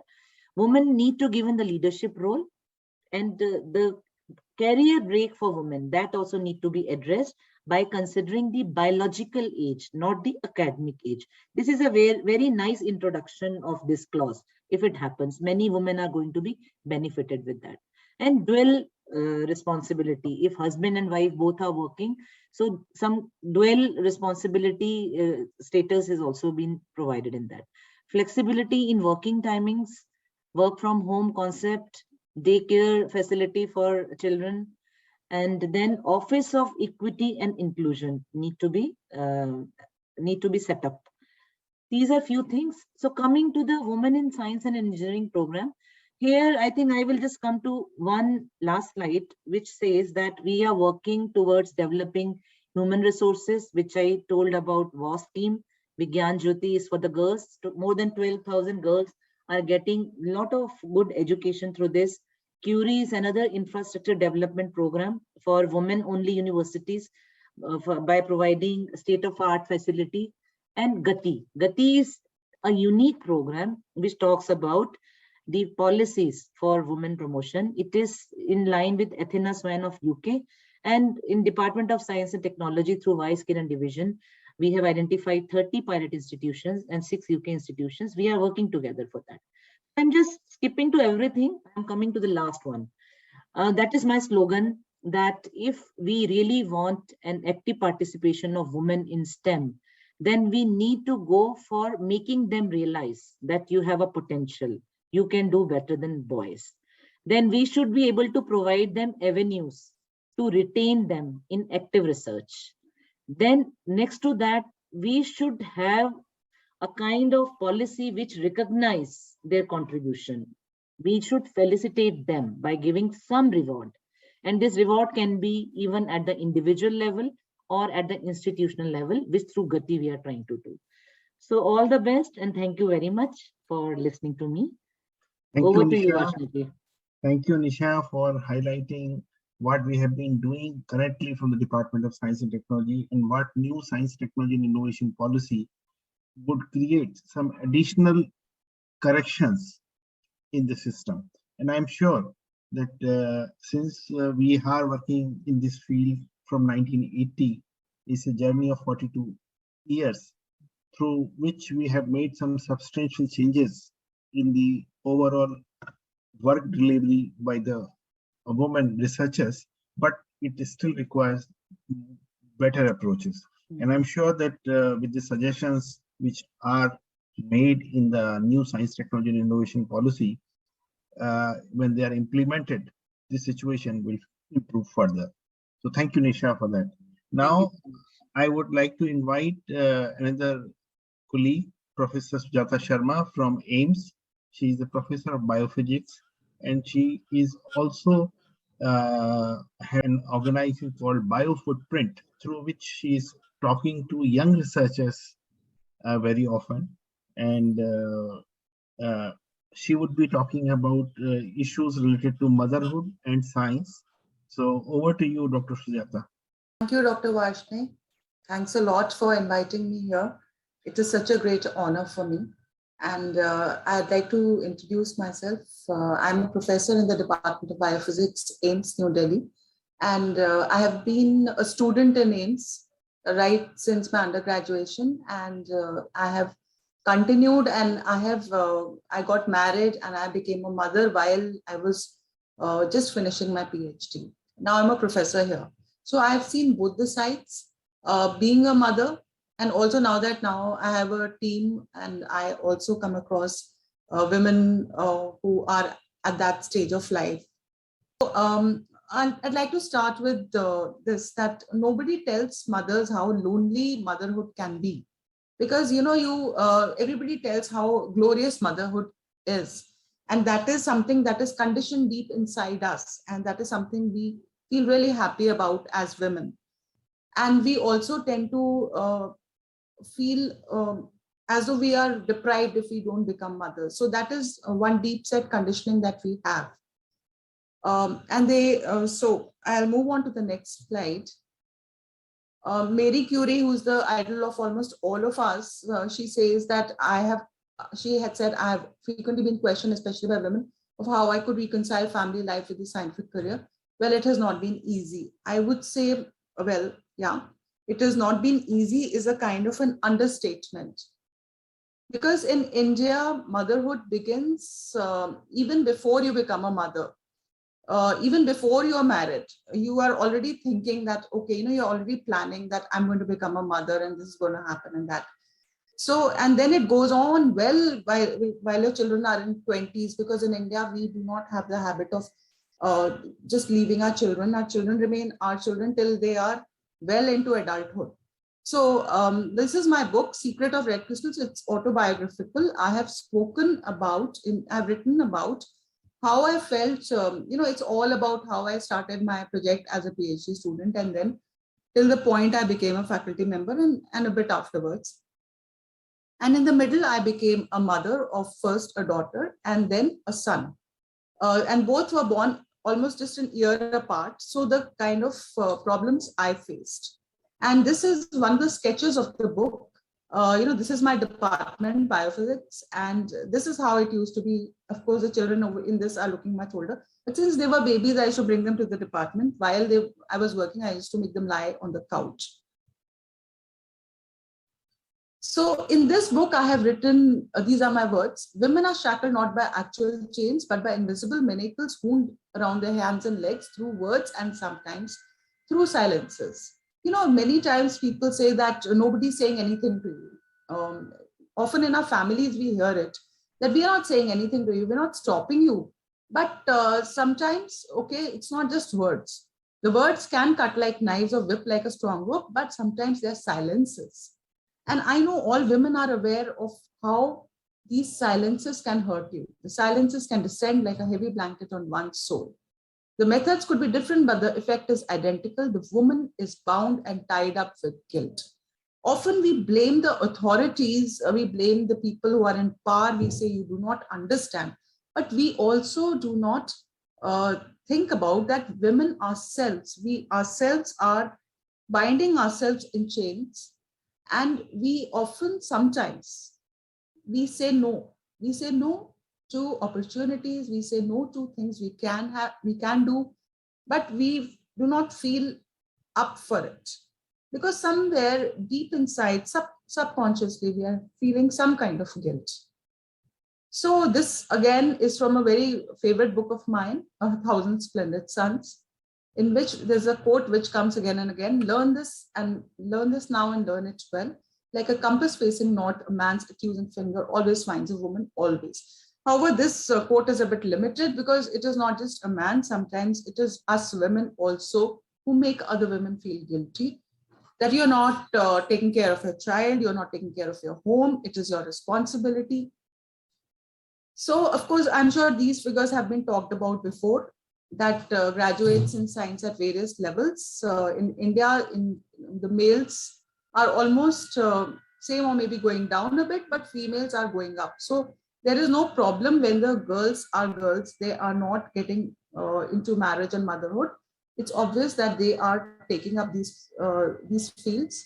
But what happens, and also, of course, if you compare it with different countries, you see that India has the highest number of female graduates in STEM, that is 42.72, even more than developed countries. But what happens when they are taken into the job streams? So percentage of women graduates in STEM are 43%, but percentage of women employed in research development institutions and universities are 14%. Now, this is also something that I have written in my book, that what happens in the middle? What happens in the middle is that you encounter motherhood. Now, I'm not saying that it is only for mothers, it's also for women who may not get into motherhood, but the traditional roles, not just in India, but all over the world. This is a problem all over the world, but in our areas, that is Southeast Asia, where it's India, Pakistan, and Bangladesh. In these countries, there's a lot of patriarchy. So a baby comes, and a glass ceiling. Of course, everybody knows what is a glass ceiling. It's seen that it is much, much thicker in comparison to when you're not a mother. The glass ceiling is almost impossible to break. So how does the breadth, the length and the breadth of glass ceiling become so much? I'm a mother, I know that it happens right from inside. There were so many conferences, honestly, that I said no to. I just said I can't travel. Even though I knew I had support at home, I still felt, you know, we are this is ingrained inside us. When we are small, we are told we are good girls. When we grow older, it's like you're a good mother. So this continues, and somewhere we feel just because our work is not something that can speak to us, it is not a living kind of a thing. We feel this can wait. So I just want to point out over here that it is both ways.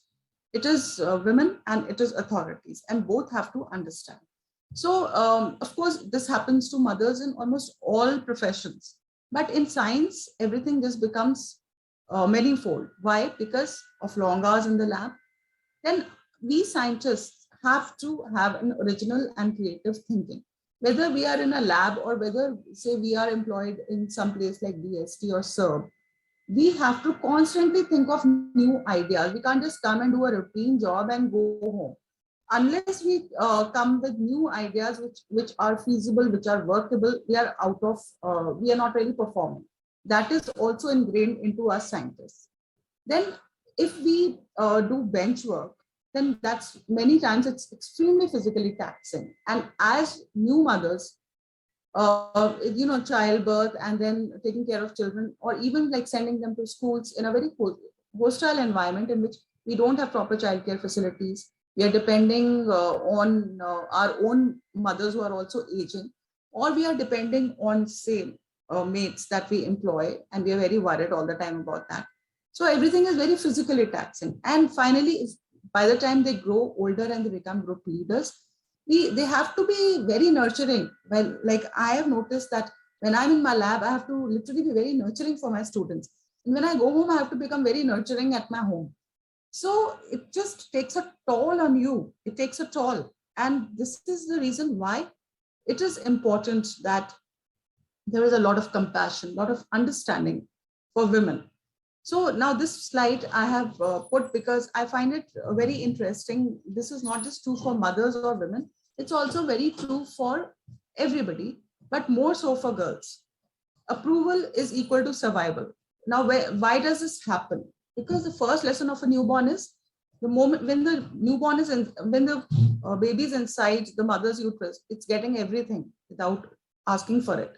But when it gets out, it realizes that I have to cry, I have to create a ruckus, then only mostly the child gets what he wants. Sometimes he has to depend on others. So they get into this mode that they sense that their parents or caregivers approve of them, and then they get what they want. And if the approval is not there, they may not get anything and they will not be able to survive. So they automatically sense which behavior will give them approval and which behavior will give them disapproval, and that behavior they start suppressing. So even in adult life, whenever we encounter rejection, whether we get rejected by our jobs or whether we get rejected in romantic relationships, we go into panic mode. And that's because of our primal brain, which senses rejection. That means that rejection is meaning that we are not going to be able to survive, which of course is not true later on, but we can't help feeling like that. And girls are gradually nudged in the direction because girls, right from when they're very little, they're given dolls to play with. Now that's a nurturing role, that you are a mother. Now learn to become a mother. Learn to take care of your babies, or take care of the home, take care of men in your life. And girls are punished and criticized if they seek any other role. Boys are not given dolls, girls are given dolls. So there is a subtle conditioning already. And of course, the Maslow's hierarchy of needs, the first need is physiological need. This is true for all human beings: food, water, warmth, rest. Then we go to security, then belongingness and love needs. Finally, our ego, esteem needs, prestige and feeling of accomplishment. And only after that we can think of self-actualization, achieving our full potential. Now, what happens when women are all the time put somewhere in the middle of this particular pyramid? They are never able to achieve their full potential because they are still looking for belongingness and reassurance and security. They don't go up there. However, if you see the other gender, men, they don't have to worry so much about these needs, so they are able to climb right up. I'm not generalizing, but it happens. So these are few studies. Of course, after the pandemic, things have become a lot worse. It is seen that more than half of survey response scientists, they were coping with closed labs and they were coping with childcare facilities were closed down. So the kids were at home. So they are working almost 55% are working fewer hours. And this is much more in the case of biochemistry, cell and molecular biology, where you have to go to the lab. You cannot work from home. You have to go and do your bench work. So that is why it has taken such a toll on women who are working in those fields in which lab work is required. So the idea is, of course, there's been a lot of discussion on how can we make this better. Out of my personal experience, I would say that, yeah, maternity leave is fine, but maternity leave is something which is extremely structured time construct. You just give, like, say, these many weeks or 1 year. Even if you give 1 year, it's not a switch on or switch off. It's not, motherhood is not a switch that you can say, okay, 1 year is over, now I can devote my 100% to my work. That is now not how this happens, because a 1-year-old child sometimes demands more attention than, say, a newborn baby. And of course, flexi time should be given to both the parents, as was said by the last speaker, that it should be given to both the parents. It should not be just the responsibility of the mother alone and the father coolly saying that, I'm sorry, I cannot give leave. So it should, when you say maternity leave, it's like you're saying it's the mother's problem. It's not the father's problem. So there should be something like a parental leave rather than maternity or paternity. And childcare facility. Now, I cannot stress this more, because I had such a tough time, and I see women, you know, I had my children when it was 1999 and 2000, but 20 years have passed. Now my kids are 22, 23 years old. But even now I see women struggling with this. Whenever we have institutions coming up, we never see that childcare facility has to be there. Otherwise, this building is not going to come up. That kind of a thing is never there. This is never a priority. And I feel this is a must. Without childcare facility, a woman cannot work in peace, or even a father cannot work in peace. So that would be all. And thank you very much for listening to me and my thoughts. Thank you, Dr. Sujata, for making this presentation. Of course, there were a couple of other speakers also who highlighted the challenges after attaining motherhood. And my colleague, Dr. Nisha, also mentioned the correction steps which government have taken, and we are planning to take in near future. But of course, we need to constantly improve our work environment. And I'm sure that deliberation made today and yesterday in this respect would help us, and if we can make some more suggestion to my colleague Dr. Nisha, then whenever government comes up with some more considerations, these could be implemented. So thank you, Dr. Sujata.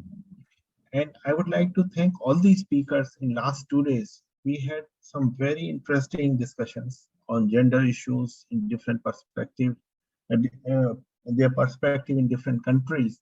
And we have participation not only from India, but we had speakers from Canada, US, Nigeria, Georgia, Kazakhstan, Italy, UK, who made this entire discussions very, very interesting, and we had so many different views.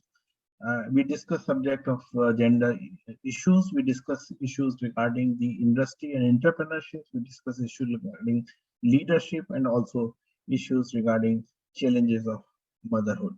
So I'll request my colleague, Dr. Jyoti Sharma, if she could quickly summarize for the audience our discussions in these 2 days, and then I'll request Kamakshi also to add up. We are almost at the end of this international conference on the evolving role of women in science, technology, and innovation and science diplomacy. In the last 2 days, we almost covered every aspect of women in science, their challenges, and how we can overcome all these challenges. So we all are what are the issues and challenges of women scientists, but this is the new angle of science diplomacy, how the science diplomacy can play a significant role to overcome the issues and challenges of women scientists. So there were many speakers from the areas of policy, academia, and foreign services. They all highlighted the role of women to achieve the sustainable development goals. We all know that gender equity is one of the major sustainable development goal among 17. Most of the speakers stated that women constitute half of humanity, and any nation cannot become a superpower till the full and equal participation of each and every woman. Many speakers highlighted that in recent years, women participation and representation in STEM professions are increasing at the entry level. But a wide gap exists between the percentage of women studying science and the percentage of women doing science. Differences are observed much wider in the hard sciences like IT, computer sciences, engineering, and technology, where only 3 to 15% of female students are there.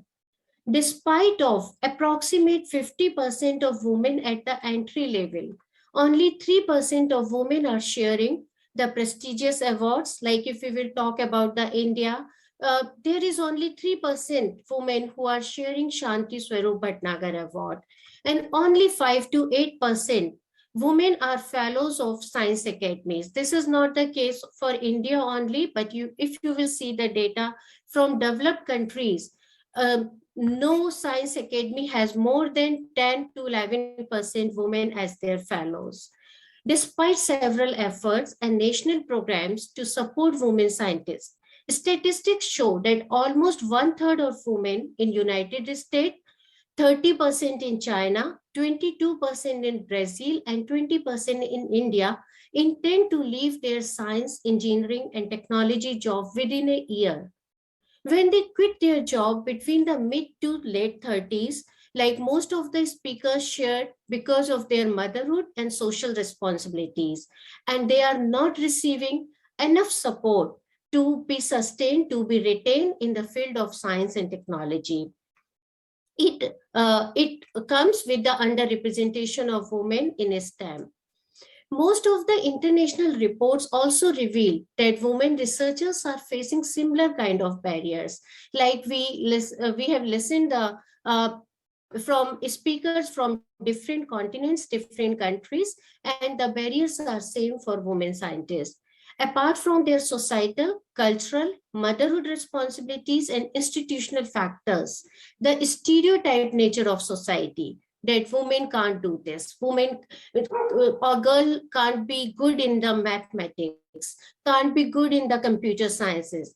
Unconscious bias, sometimes we are not biased, but unconscious bias exists in our society.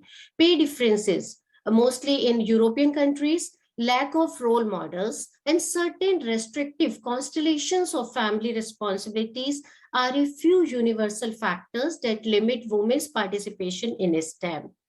So now each country observed that ongoing national programs and policies are not enough to address the underrepresentation of women scientists at the higher level or retain them in their mid-level careers where leaky pipeline is there. Concerning this, every speaker agreed that science diplomacy is playing an essential role in international cooperation to achieve sustainable development goals and combat global challenges. Apart from the successful model of vaccine diplomacy, space diplomacy, climate change, and mega projects, science, women in science, science diplomacy will also play a significant role in addressing the gender issues. Most of the countries like Australia, Brazil, Japan, Korea, UK, and the USA understand that gender parity could be achieved with the set targets in the prescribed timeline, with international cooperation and sharing the best practices among different nations. Women are not inherently less capable or less interested than men in hard sciences. We are always able to showcase the data from the engineering and IT sector.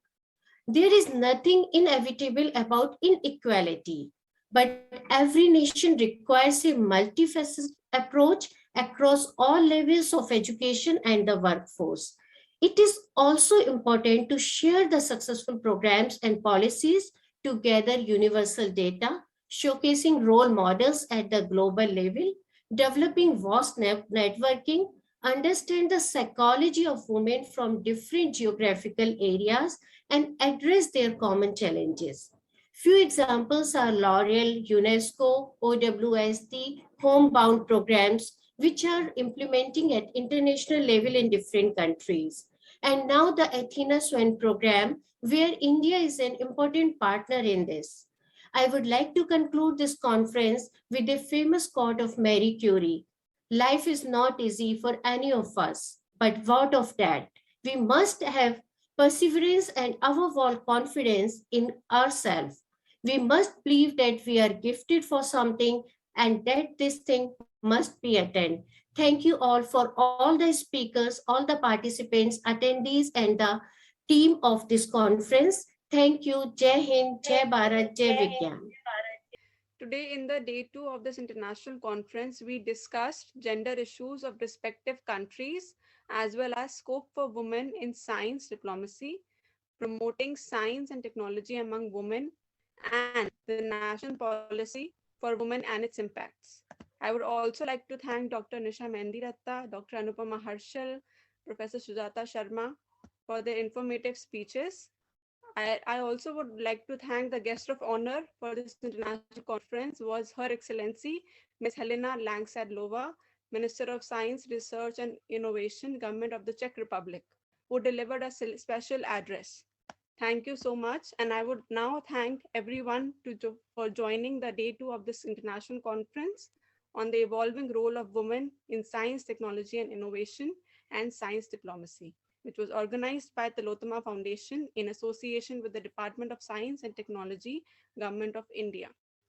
I want to thank the distinguished speakers who took out their precious time and gave their precious perspectives on this very important topic. I also want to thank Mr. Soham Das, Director at Tillotoma Foundation, for his immense support and contribution in curating this conference, and Dr. Sanjeev Kumar Varshne, Head International Cooperation Division at the Department of Science and Technology, Government of India, who has been a big positive encouragement force in organizing this conference. I also thank our colleagues, Dr. Jyoti Sharma and Dr. Charu Agarwal from DST for their efforts. I want to thank all our international partners. Tillotoma Foundation is committed to continue working in the areas of gender, diplomacy, and science policy, all of which were touched in this international conference. Looking forward to further cooperation with DST, Government of India. Looking forward to organizing more such incredible sessions in the near future. Thank you so much.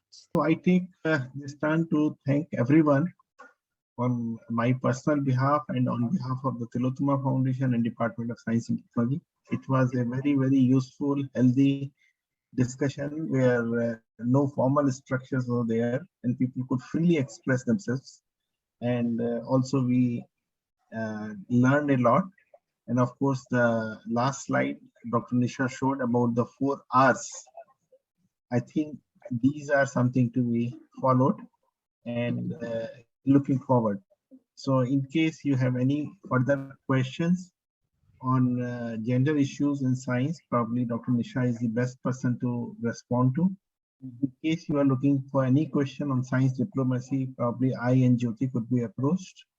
And of course, Tillotoma Foundation is there, who is looking on the international relations over various aspects. Gender equality is one aspect, but then they are discussing several political, economic, military issues on our overseas relations.